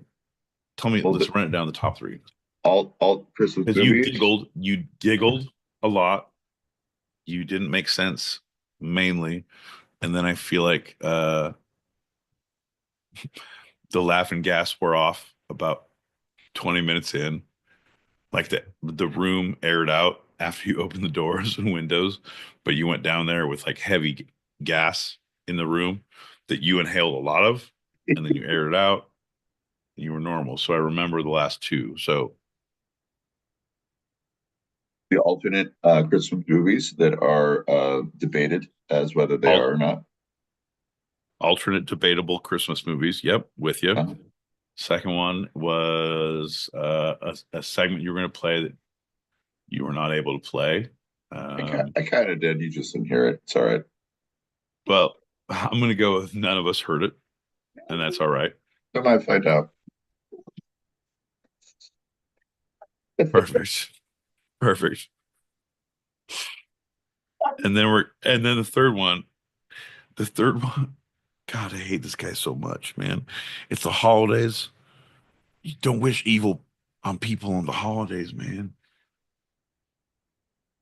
What would Jesus do against John L. Peacock? WWJDAJOP. Why wouldn't Jesus drink around John L. Peacock? Yeah, that's a good question. I'm gonna get you a belt. That's like just a bunch of letters about like, what's that? It's like, I'm gonna tell you one time. Here's what it is, and then you get to like, what is that? This is what it says, and you have to make it up. But I will have I'm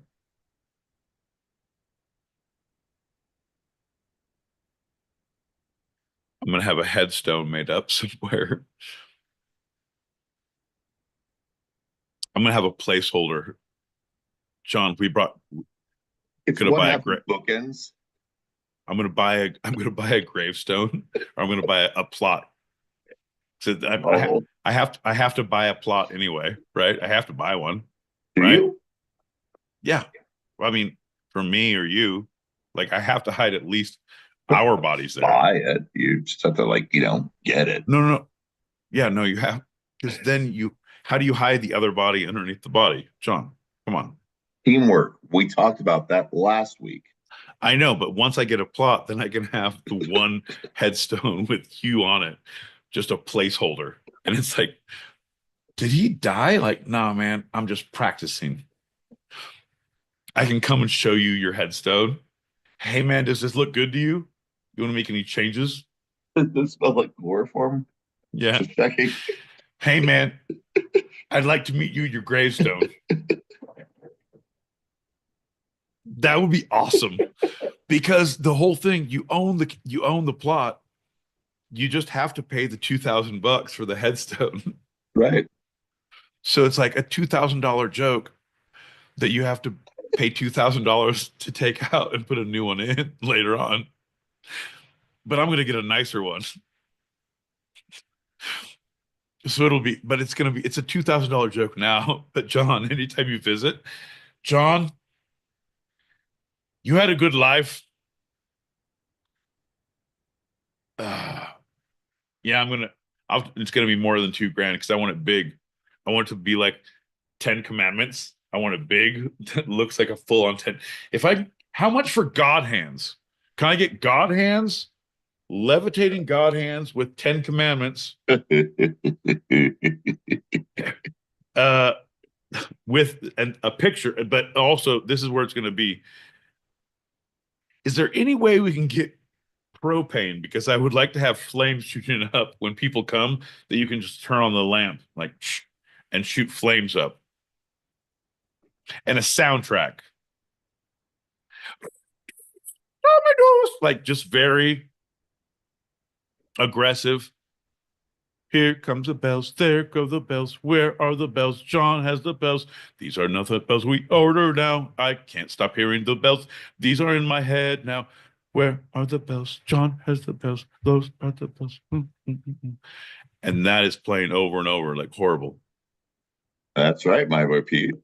You are correct. Whatever you just said, that's a through line. Anyway, before we get out of here, I'd like my boy Pete, if there's anything you want to take a second glance from this episode, or a second look, a second thought, a second opinion, this is Pete's Retraction Corner. Yeah, I'd like to. I would have been more present, John. I would have been more thorough. I would have been a better listener, more active talker, involved participant in the game that we call the two-sided show of life, John. If I had my druthers, if I had my way, if I had another chance, John, I'd do it all again, but I'd do it better. And how, you ask, John, how? Oh. You may ask again. Oh. I'm glad you asked, John, because just a little louder, just a little prouder, just a little more Christmassy, just a little more spirit, John, just a little more stick-to-itiveness, and a little bit more follow-through, John. Less tomfoolery, fewer shenanigans, and on to the promised land, John. But also,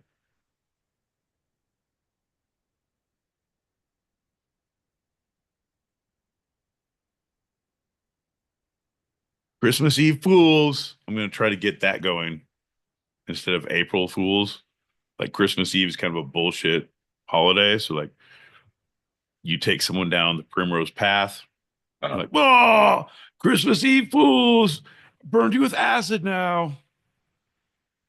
But okay. All right. Not that, but like you say good things to them and then you do the opposite. You know what I mean? Yeah.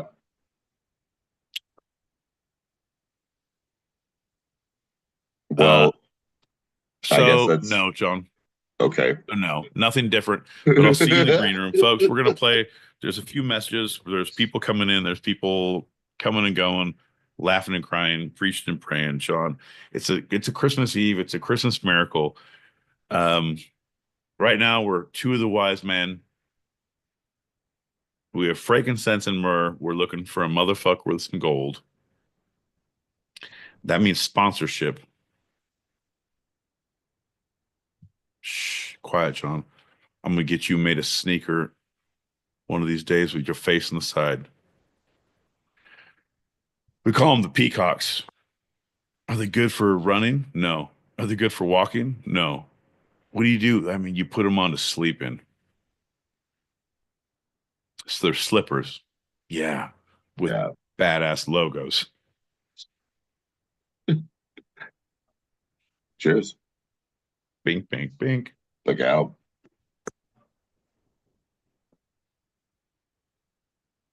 Well, thanks for listening, everybody. We have our open chat show continuing for those listening live on stereo or watching on YouTube. So if you are here now, regardless of the platform, stick around. Or if you want to, motherfucker.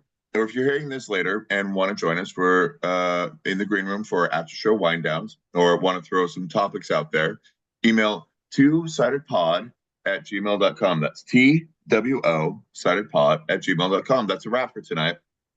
I'm John L. Peacock, out usually in Brooklyn, New York. I'm my boy Pete, out usually in a different place. And this was our show. You can eavesdrop wherever you get your podcast and even join us live, both on our YouTube channel, handle at two-sided-pod, all one word, and the stereo app every Tuesday, 8 p.m. Pacific, 11 p.m. Eastern, as we talk about the two sides of life, the serious and the fun. Here on Two-Sided. Love you, Pete. Love you, John. See you in the green room, bud. Oh, that's right, folks. It may not be happening soon, but it is happening. I'll see you there. I'll see you there. Stick around.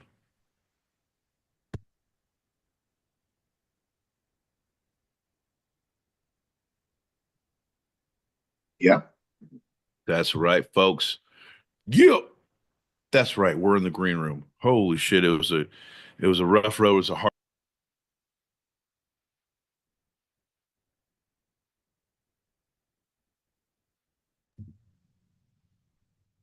All right, I'm better. I'm back.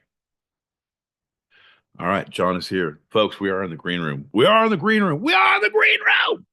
Ho, ho, ho. 5 golden rings.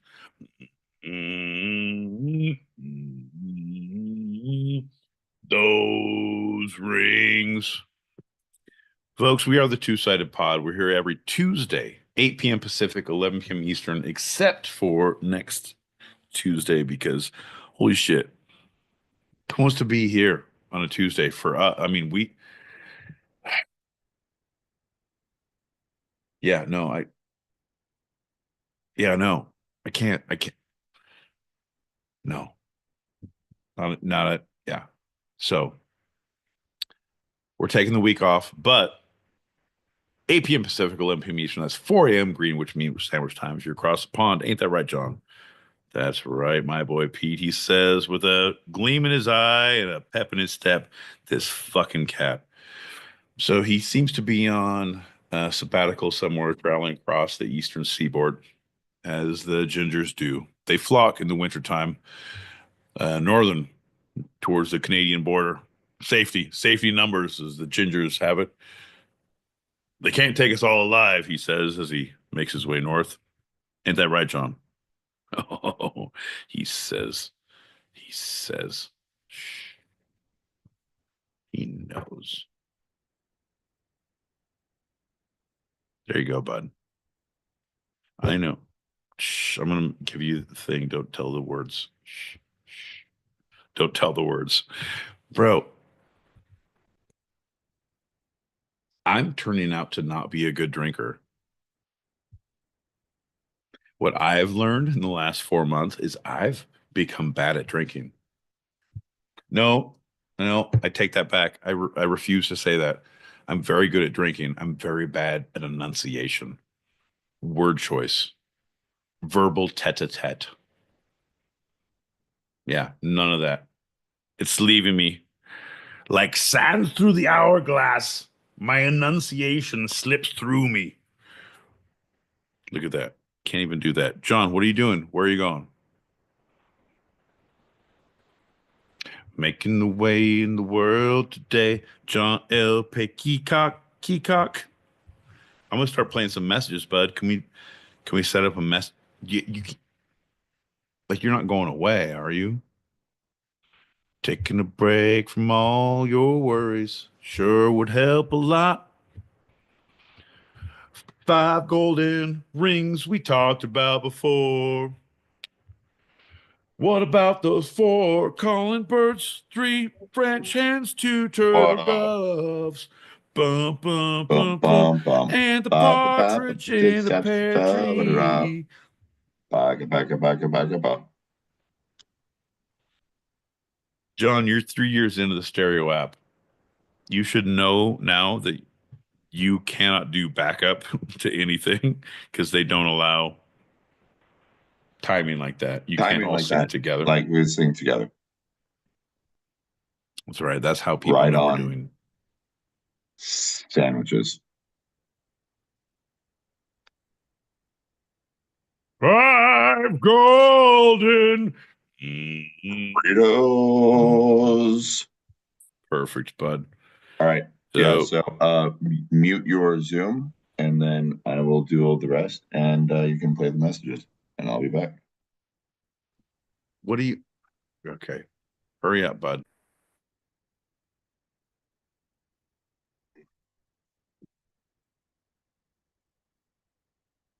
That guy. You're in a new place.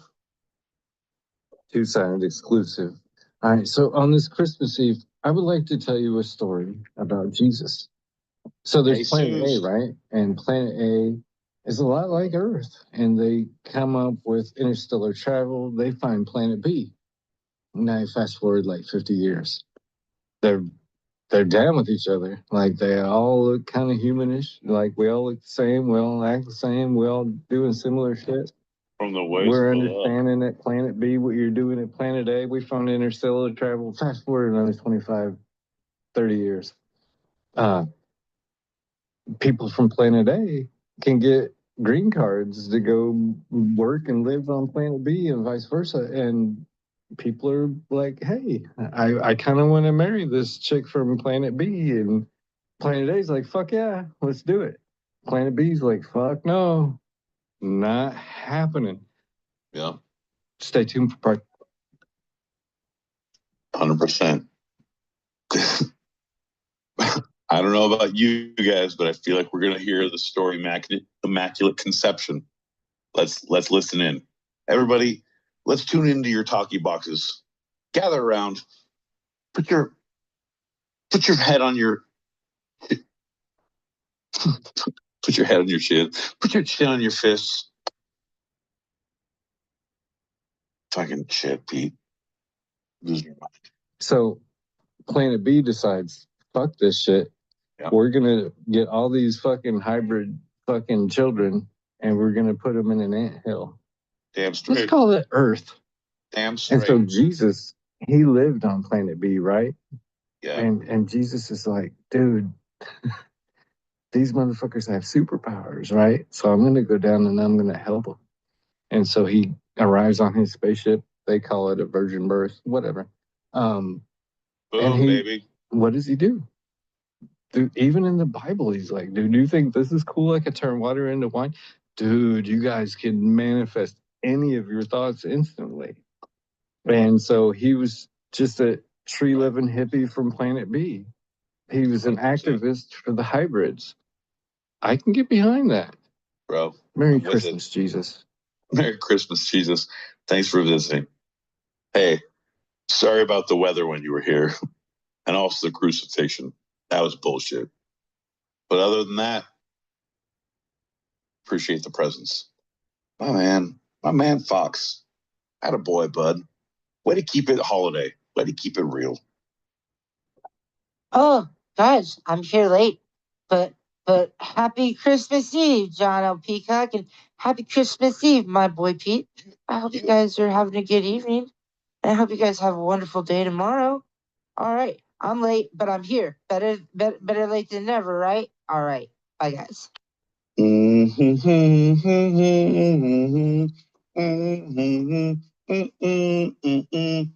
Christmas foreplay is right here. It's the time before the cheer. We listen to Two-Sided because it is so decided. No, that's not it, John. That sounds like preconceived. It's not the holiday spirit, John. Social will be written, social will be done. That's not in the spirit. John, bring out the eggnog. It's too soon for eggnog? All right. I'm going to play more messages. Lolly, so glad you're here. Girl, how you been? Merry pre-Christmas, precursor Christmas. I've heard of like a colloquial fatigue, like you just like you get you turn into a sycophant. Yep. Through like general public nature. Yes, sir. I've never heard of combat fatigue. What do? You run out of bullets? You run out of missiles? You run out of compunction to kill each other? They say. What the fuck is combat fatigue? Right. Please elaborate. Right? Exactly. That'll be it, right? You just strip them naked and then rape them. There you go. Is that combat fatigue? Or wait a minute, you're taking Jesus. You're talking Rambo 2. Fatigue away. That's combat fatigue. Now we're gonna see him fatigue, or is it fatigue? All right. Once again, I need to know what the fuck combat fatigue is, for fuck's sakes. Fatigue. I believe you're pronouncing it wrong, sir. It's pronounced fatigue. Again, hey Chris, my man, thanks for tuning in, bud. I have to clue you in on something. John L. Peacock likes you bring these little things to life. We're talking holiday spirit show, and somehow we're talking combat fatigue. Because fatigues, I'm thinking like, what? Okay, you know what? Right, let's dissect it. Let's dissect the word fatigue. That's the fatigues you're wearing. So it's like, oh, you cannot see me. Look at me. I'm looking like jungle. Hello. If it's water, you should clash. But fatigue, man. You're not wrong. And it's going to be a hard sale there, Monsieur. I'm going to assume you're Mr. Pete. But the next coming of, well, you're going to try to be me. And I wish you well. See, here we go. This is my man. Hey. This is my man. Don't get it twisted. I am a $2 whore. Giddy up. I'm also a $2,000 whore. I'm also a $10,000 whore. Yep. And at the end of the day, you can't buy me because it's all negotiation, baby. I don't sell out. I don't know what it is, but it would be nice to be a whore once in a while, wouldn't it? Just I'm letting you know. Consistently being a whore, like everybody else, always selling out, like every day. Every day. Man, I'm telling you, I could be your hero, baby. I could take away the pain. I will stand by you forever. I will be your hero. What's that? Yo, what is up, my guys? How have y'all fucking been? What's cracking? It's cracking, man. What is cracking? Good to hear your voice. How you been? What's up, guys? I believe in Jesus and God. Yep. So can I join in with you guys? Because, I want to join in the podcast with you guys. You guys are so awesome.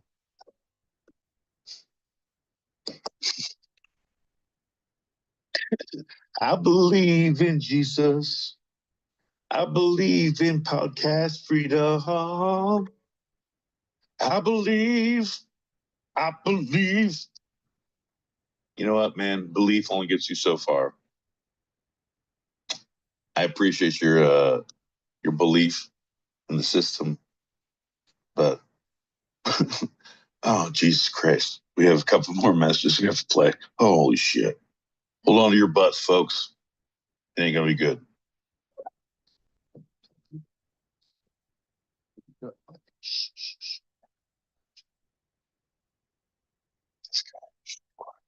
All right, just finished the messages already. All right. God darn it. Hey, folks. If your holiday bingo card included John L. Peacock saying "gall darn it," well, gall darn it, you can stamp that one off. Jesus, John, what are you doing here? It's the Lord's Day. What are you doing, bud? Damn. Guys moving on up. But still, I don't know if my message went through or not, but guys, glad to see y'all are still, doing the damn thing. I don't say happy holidays, so Merry Christmas. Hope you guys enjoy what you do. Hell yeah. I'm fucking stoned. Yes, sir. And that, sir, is what the holidays are about. Because if you're not doing it now, you should be doing it later.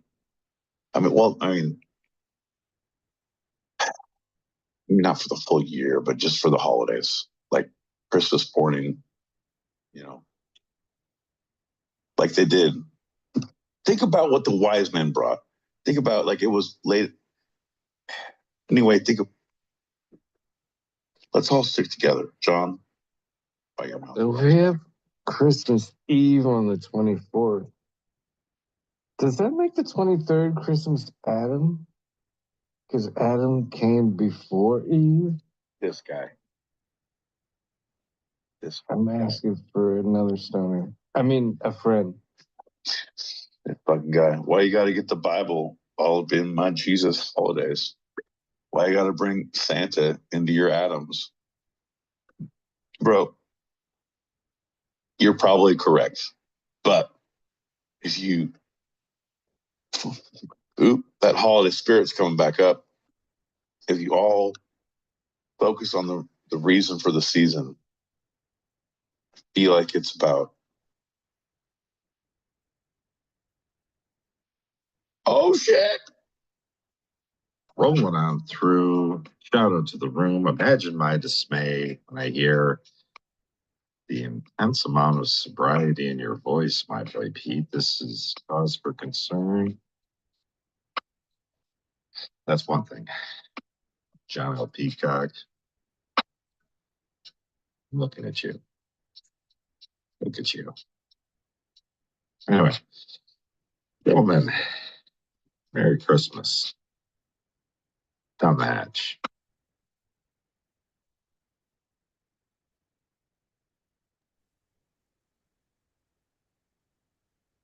It's about time Sure. Your name's not sure? I am not sure. You can call me Mr. Shore. If you were here, I'd sick these savage dogs on you.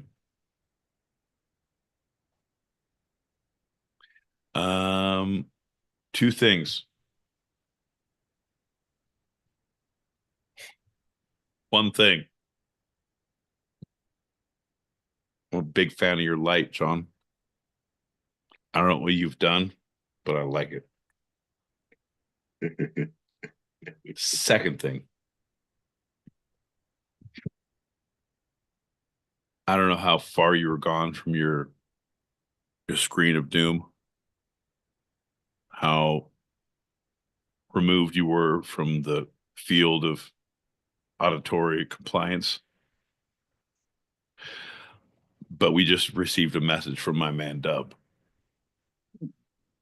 I Yeah. may or may not have heard a transmission. Right. No, it came through loud and clear on this side. John. Dub control to John L. Peacock and my boy Pete on Tuesday. You sound too sober, now you got to drink. I said, Dub, this is my boy Pete from Two-Sided. The view is very nice. John L. Peacock says it's thrice. 'Cause his vision is so much better than mine. No glasses you see, I don't. Here we drink above the boat. Come on, John, sing with me. Here we go. It's the goat. There we go. For Dub we go. Come on, bud. Dar. See, we got it. Fully aligned. My boy Pete, we got 4 more messages. 5 golden rings. Holiday show for us two-sided pod. John L. Peacock, yeah. And my boy Pete gets drunk and finds himself in a tree. Right. Yeah, it's Christmas for me.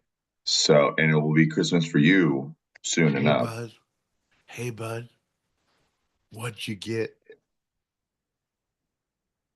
Shh. Just unwrap one present right now. Go under the tree. We're all going to be here watching. Did you get your Red Ryder BB gun? With the compass and the thing tells time on it? Hey, play those 4 messages. I'll be right back. Fair enough. Bro, shh, don't go anywhere. I'll play them, but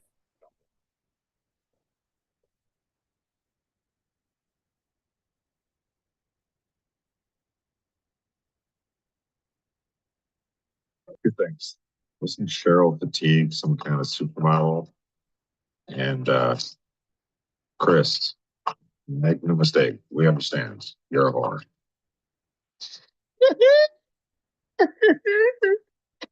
Oh, you're saying Kylie Minogue. And yes, Chris, you're a whore. Also, you're just talking about negotiation now, man. The thing is, I learned if the answer is yes anywhere on the fucking breadline, the answer is maybe somewhere down the road. Hear me out. Believe me later. It's God damn it. What I wish for my Christmas wish, other than John L. Peacock's technical,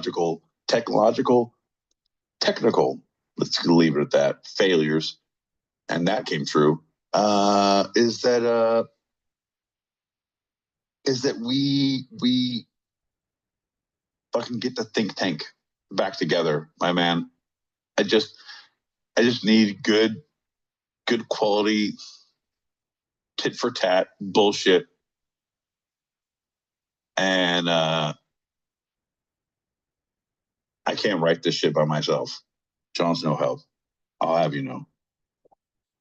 Hark how the bells, sweet silver bells, all seem to say, throw cares away, Christmas is here, bringing good cheer to young and old, meek and the bold. Yeah. Can somebody send me a costume or something? This guy is alone at Christmas time now. We're not all alone at Christmas time now. Two-sided pod. John L. Peacock. I changed the key. He. You guys, they know Hamilton shit, but Bro, what's this sir shit? Come on, my guy. I don't like that shit. You know that. But for real, how the fuck you been? fucking hanging in there, man. Like it's been to be honest, brother, it's been I will be the first to say. It has been a rough road. I'm glad this year is done. Like it's another one, like close it out, put in the books. Let's fucking hustle on the next one. You know what I mean? Clean slate. Like let's expunge that record. If we can do it proverbially, that's good. But if we can do it also literally, that would be even better. I'm just letting you know. Oof. No, it makes the 23rd Christmas Eve. Hell yeah. If a girl on girl, no, it's Christmas time. I shouldn't say that. Man, look at you. Lead me down the road of iniquity. Man, Christmas time. Merry Christmas, you filthy animals. Here we go. Yeah, I'm not gonna lie to you, but yeah, I fell asleep because of obviously Saint Nick. He wouldn't come or something. But I don't know. Don't know who got to fuck off.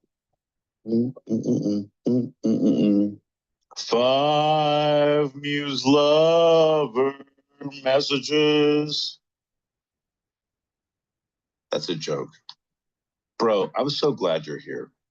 Merry Christmas to you. I know it's your Christmas. It's John's Christmas. I got a couple more hours.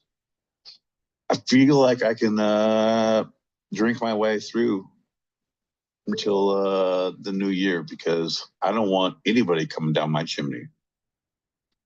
We are California and we are armed and dangerous. All right, that's not true. We are unarmed and very vulnerable. It's beginning to feel a lot like Christmas. That's actually bullshit because I haven't actually got any Christmas apparel out. I barely listen to the radio or watch the TV with the big advert that I can actually participate in because I switch that shit off immediately. Lover came to two-sided for for Christmas. Muse lover, we're here for you. Damn, that's low, but mistletoe. Come on, Muse lover, it's true. We're rhyming shit now. Like you, but how appropriate. But my boy Pete, we always say that he looks like Jesus on this day. On this day. On this day. Oh, y'all treat yourself today. Like Christmas, Thanksgiving. It's not about Christmas. It's not about Thanksgiving. Don't think about it like that. To me, it's a time of guilt and you didn't do enough. Are you back? Yeah, sure. Hey, bud. You didn't do enough. You're the fucking worst. You're actively the worst. That you had to like, oh, I have to go eat salami real quick. I'm super busy. Play messages. I'm going to go eat some things. You're a piece of shit. John, I'm saying Christmas is bullshit. I'm trying to give, I'm fucking speaking truth here. I'm dropping truth bombs. Oh. Exponentially.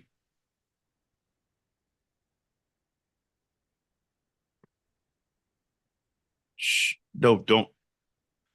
Fuck you, man. Now you have a soda? Ugh. Hey, man, my friend Christmas called, said you're an asshole.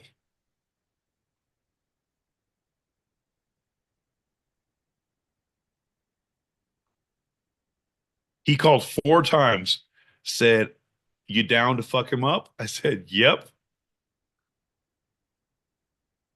Eggnog or not. We're gonna. Oh, John, here's the deal, bud. I was in the middle of a thing. You unmuted me to do a thing to stop me of a tirade, to come back chewing and eating and sliding, and I don't appreciate your input. Just as a person, as a human being, I respect you. But as a being, you, sir, are a legume who should not be trusted. You're too many ginger peas in a pod that shall not be put forth. No, doesn't matter. Jesus Christ, John. Bud, can you stop?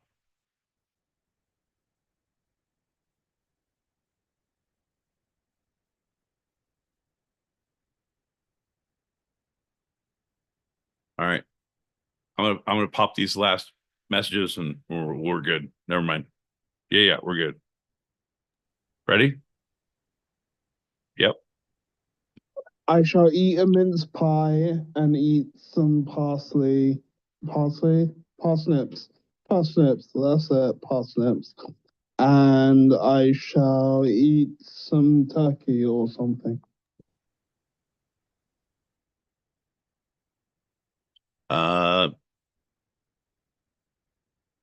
Don't do that.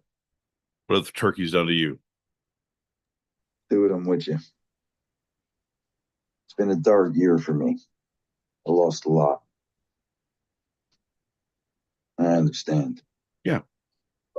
No, man. Yeah, man. Christmas is bullshit. The whole thing is the idea of Christmas. If you feel like, oh, Christmas is this thing, and I'm not doing Christmas right, because even if you do Christmas right, you don't feel good about Christmas 99% of the time. Like it's good, like, oh, I didn't react good enough for a gift, or I didn't give the good enough. Like there's too many people here, I didn't get this person a gift, and like, oh, it's we oh, I don't want to be here. I'm someone else's house, or there's all this weird shit. Man, do those things, do all that stuff. Do all that stuff. It's Christmas. It is.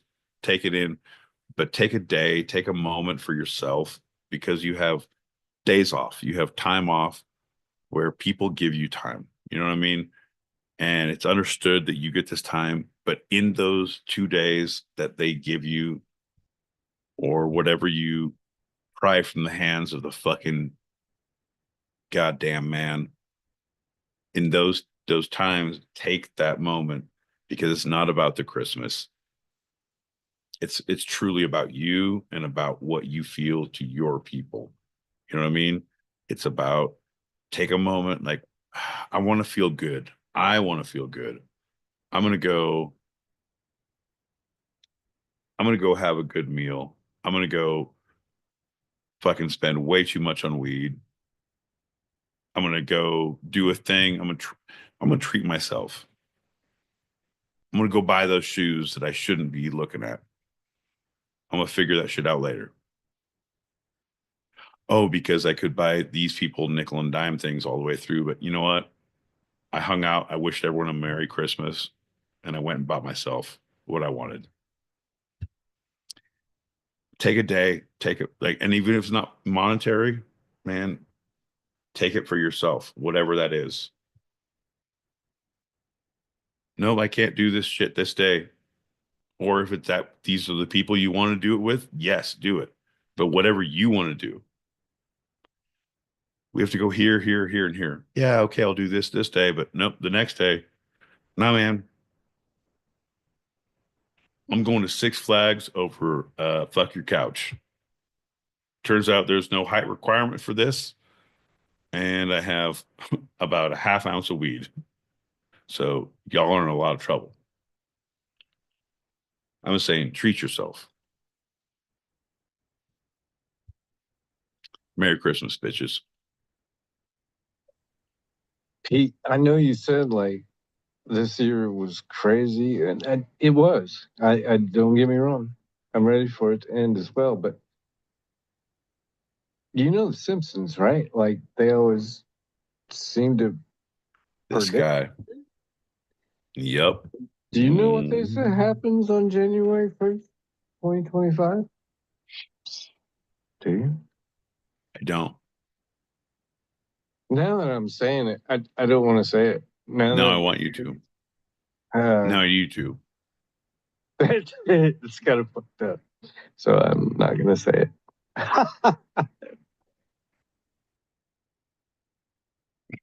That's the worst because it's going to happen. Fuck you, Dan Castaneda.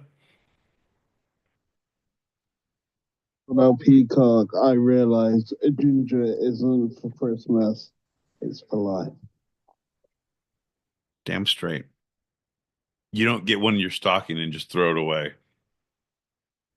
You get one in your stocking and it finds you in your bed before you wake up. It wraps it around your leg. Jesus Christ. I don't need to be this attached. Yeah, you do. Forever. It's in you. It's part of you. It's one of you. Don't try and take it off. It's too late. I don't really see the Jesus comparison. My boy Pete. It's more like Rick Springfield with a chromosome deficiency. Not the best way possible, of course. Which chromosome, motherfucker? I could take offense or I could take it politely. You're welcome for listening. God damn it, Dub. It's like there was that one night where that one motherfucking kid would not go to bed. And they were like, if you don't go to bed, dude's coming with your presents. Yep. Dude. He was probably looking at a can of coffee. And he's like, Santa. Santa's not coming with your gifts. And now all of a sudden, like, all these Christians, they're all like, yeah, Santa's real. 100%. And Bro. it's supposed to be about Jesus and his birth. And I mean, I'm not a Christian. I don't give a fuck. But it's just funny to watch the crazy that comes out in people at this time of the year. I'm sorry, bah humbug I think is what I was supposed to say to lead off. Boo! Here comes the bells. There go the bells. Where are the bells? Also these bells. Look at those bells over there. Now we hear these bells over there coming ringing now. I hate the bells, even the bells, even those bells. Sometimes more bells. Bong, bong, bong. Bells. Fuck, that was my point, Pete. I fucking got to talking and forgot my point. It'll happen, bro. Christmas, completely fake. Money grab, really. Biggest money grab holiday there is. Yep. Oh, motherfucker, by Valentine's fucking Yep. day. You want me to buy Yep. the expensive car, and the only reason that it's expensive is because of this. Right. The diamonds that we can make Right. real easy, like, but no, we'd rather fucking people die to bring them to it. I don't know. There's, I guess they're all kind Bro. of grabs. The only one I'll Yes. defend is Halloween, because that is actually based on some shit. And sure, it's commercial as fuck.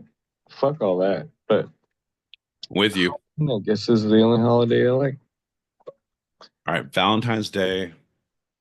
If you truly love someone, like, let them play the most dangerous game. You know what I mean? Like, take them to an island, give them their choice of weapon, and let them hunt game. Hmm? Snuff film, John. Snuff films. Shh, quiet. 5 times we started over. John, 3, 2, 1. Nailed it.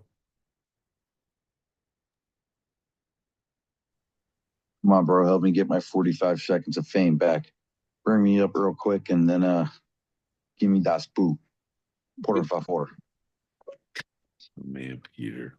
Do y'all remember when Christmas meant spending time with family and making things from the heart that they could use or wear or whatever?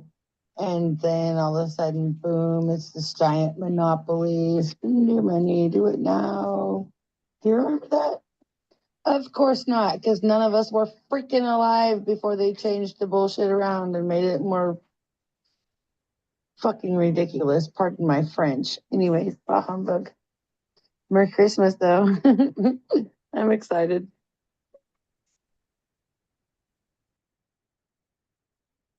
With you. I'm with you. I'm with you.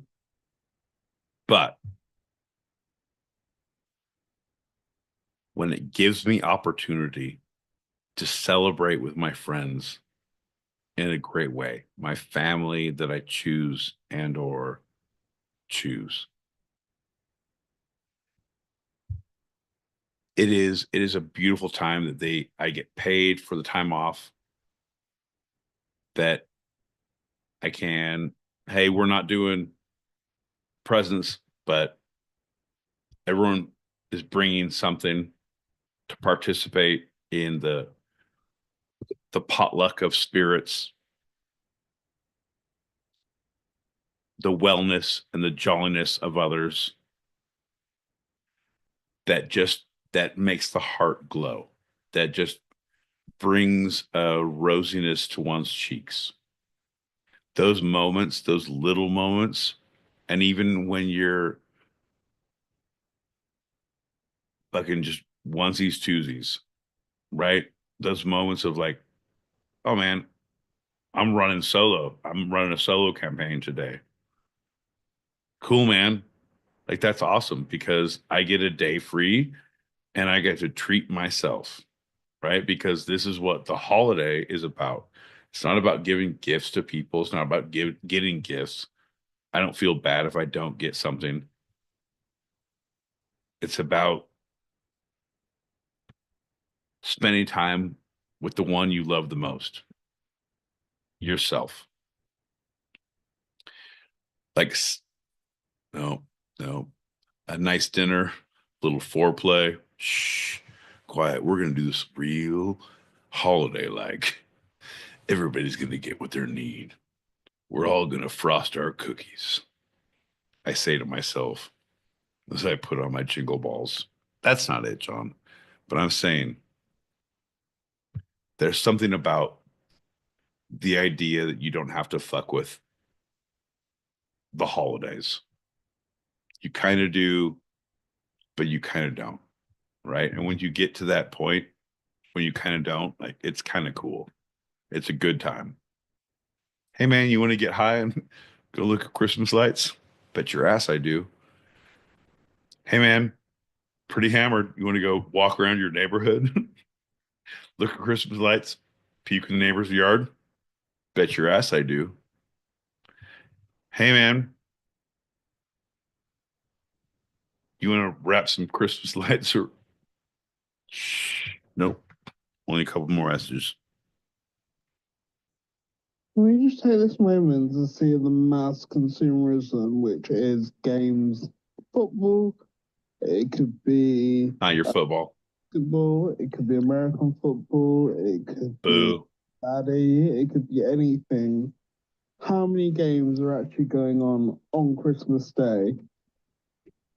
Fucking consumerism. Bringing it back to sports, my man. And that is why the Texans are going to win. Sorry. When you say The Simpsons, are we talking about the yellow animated cartoon? Are we talking about Oracle James Simpson? Are we talking about Ashley and Jessica Simpson? What Simpson are we talking about? For fuck's sake, mind Fox. It's like, you're an awesome person, but really it is mind forks, if you know what I mean. You know, it's a mind fork with you. Hey, This fucking guy comes in hot for the holidays. Fucking Muse. John, come back. Come back for this one. I'm, fucking shit.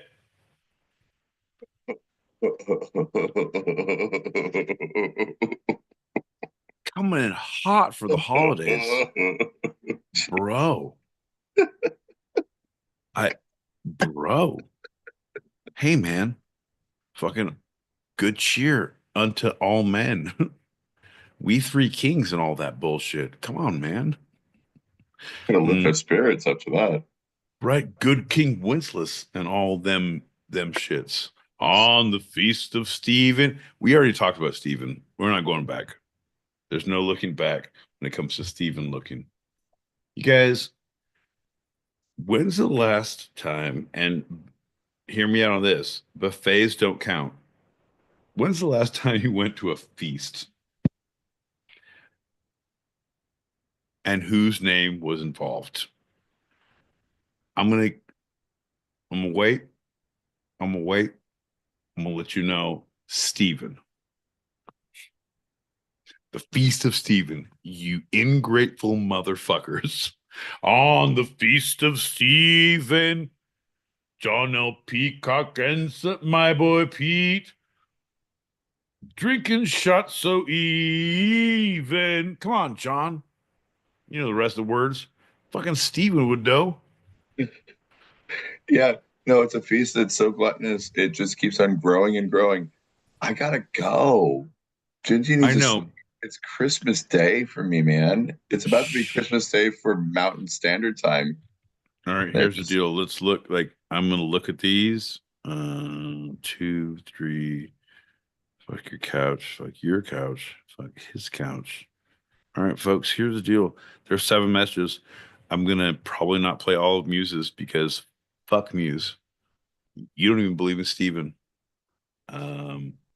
Nope. I'm gonna play everything, but do not leave any more messages because I will not play anyone whose messages who don't believe in Stephen's Feast. We call it Stephen's Feast where I'm from. It's like Cracker Barrel, There's rocking chairs out in front of Steven's place. Big old sign says, eat, eat at Steven's. There's that really John. big sneeze guard. Huge sneeze guard, because everybody knows everybody at Stevens is sick. Have a holly jolly Stevens. It's not called a buffet. It's a feast, you know. Come on, John. We're gonna say it this way. Come on, John. Don't leave any more messages, you fucking assholes. Cheers, everybody. You're Sorry. welcome for listening. You're welcome for me listening at this point. Happy Sorry, Christmas. it's not about you. It's shh. John went who drinks booze like this? This is fucking dumb.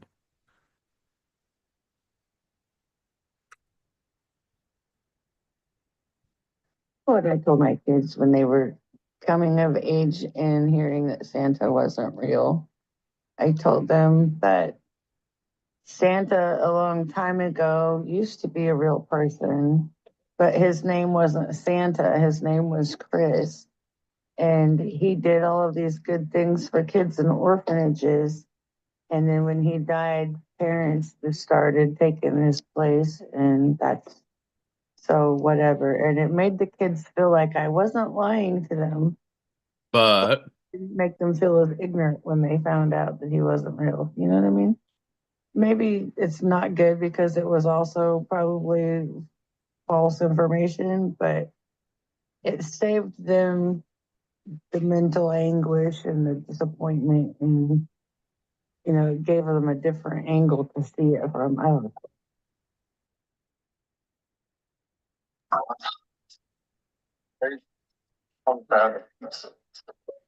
Okay, so about three years ago, okay, I had this hat. It's like a Santa hat, and it was black, and it said "Bar Humbug" on it. I okay. threw it into my stainless steel kitchen sink. I set it on fire. I think that was my metaphor for I'm gonna stop being a little bitch when it comes to Christmas. Bah humbug. I love it, but I'm not gonna hate it. Bah humbug. That's my reaction to Christmas. If there's anything, I know it's like we don't have Thanksgiving, so this is my way of saying thanks to you two. You guys have made my time on this earth a bit more bearable, and all of you in the foundation and just generally good times. So thank you and all the best. That's my man. That's my fucking bro right there. Brother, I promise you, at some point in our lives, our paths will intersect, and then you will be disappointed in person. Like, oh, I don't want to see you. Oh, fuck. Yeah. Get ready for disappointment. Brother, happy Christmas. Happy holiday. No, you know what? Fuck you. Happy holidays. You don't say it. I'm saying it to you. I'm going to yell it in your face. Happy holidays. No, but happy Christmas. My man. I appreciate you. You make my life better. You make our lives better. Truly, like, yeah, I consider you a friend.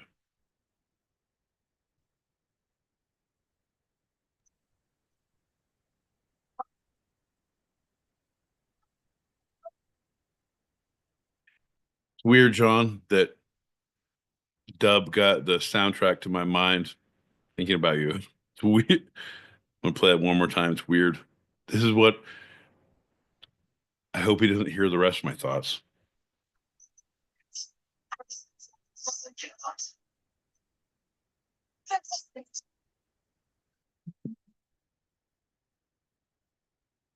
Also, my entire Mind movie is based on Karate Kids. Like it's anything that Ralph Macchio did with with Pat Morita. Shit.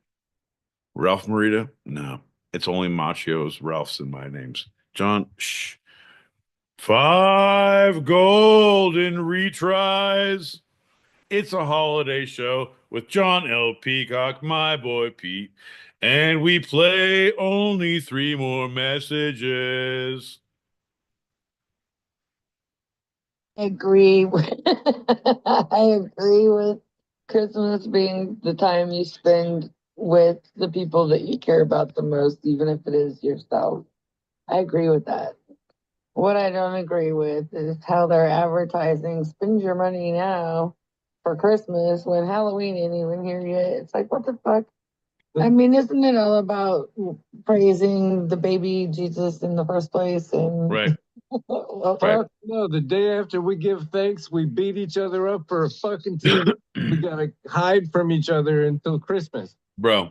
Fuck you. Bro. a little riled at the moment. Hey, man. Yeah, Hey, 'tis the season.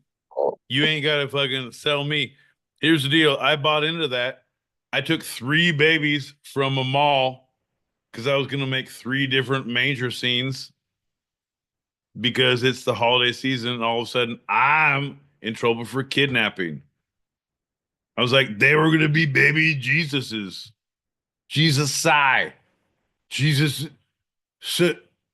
And I'm pretty sure my poor use of abbreviation and punctuation cost me my freedom. Your Honor, I don't know how possessives are used. I'm unsure how. John doesn't like this. He doesn't like it one bit. He sees me going down a road that should be less traveled by one who doesn't know anything about English. He says hooked on phonics. Didn't work for Santa, shouldn't work for my boy Pete. So let's just shut this shit down. Folks, we have a couple more messages. I'm going to play them quick, play them hot, play them tight. Just like we like Christmas. Hot and tight. I don't know, man. Here down in the Santa Kingdom, 2-for-1 lap dances. We keep them hot and tight. Santa, Santa, Santa. Oh, yeah. Sorry. Wrong clip. Shh.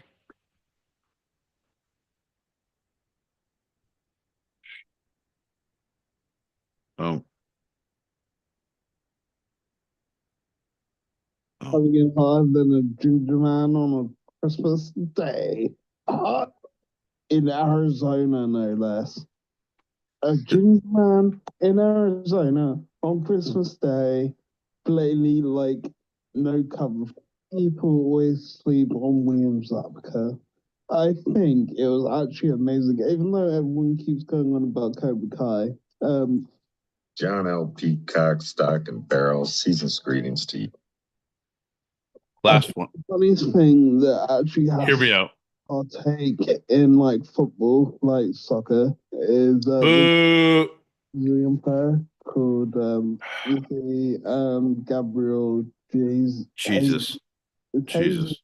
Hey. Because people are so English, they can't realize it's Jesus and not Jesus. So we get it. Here on this day, our daily bread, and forgive us not as we play this last message. Dub, bring us home, bring us to the promised land, take us to that little town in Bethlehem, my Lord, my Savior. Oh, little town in Bethlehem, 5 golden rings do light. Come on, folks, you know the rest of the words. Here we go. John L. Peacock, Stock and Barrel, season's greetings to you. My voice skied across your face like a Jackson Pollock. Happy holidays. Oh, I meant it. I said it. Okay. There's more where that came from. I meant that too. Take a shot. Folks. And that's where we have to end it. That's where we have to do a shot. That's where we have to bring all the poor, lonely lambs back to pasture for the slaughter. That's right, folks. Here in the Christmas two-sided Slaughterhouse 5 rendition of the holiday spirit. Oh, This is where the rubber meets the road. This is how the fox eats the toad. This is how Copper and Todd give the wink and the nod. John, hey man, when's the last time you were fucking shithoused on Christmas Eve?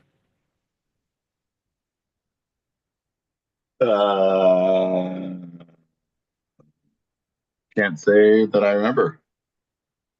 Yeah, I was gonna say because you didn't get drunk till after Christmas started for you. It was the last. It was in that moment he realized it was too late to be sober for Christmas. Oh, on that note, Folks, I should probably pour myself a taller shot. appreciate you. Thank you for tuning in. Yep. Thank you for tuning out. Yep. Thank you for you know what? Pretty much just being here, right? Because John and I would still be here, but it helps a lot when people can testify against us in the court of law. So my Christmas wish is for more testimony. Oh shit, more witnesses? That's right, folks. In 2025, we're hoping to have the witness list grow even further. But until then, I'm so glad for the people we have. I'm so glad for the foundation. I'm so glad for the Foxes and Dub and fucking MFA Yep. and Muse and Lolly. Yep. Fucking old Pete. Like, and you know, all the people who can't be here, who we know. Right? It's those moments like, hey man, I appreciate you. I'm not gonna go out of my way to give you a card or anything. But if I will definitely tell cops you went the other way if they're looking for you. Cheers, everybody. You're welcome for listening. Bink, bink, bink. The cow. Mm.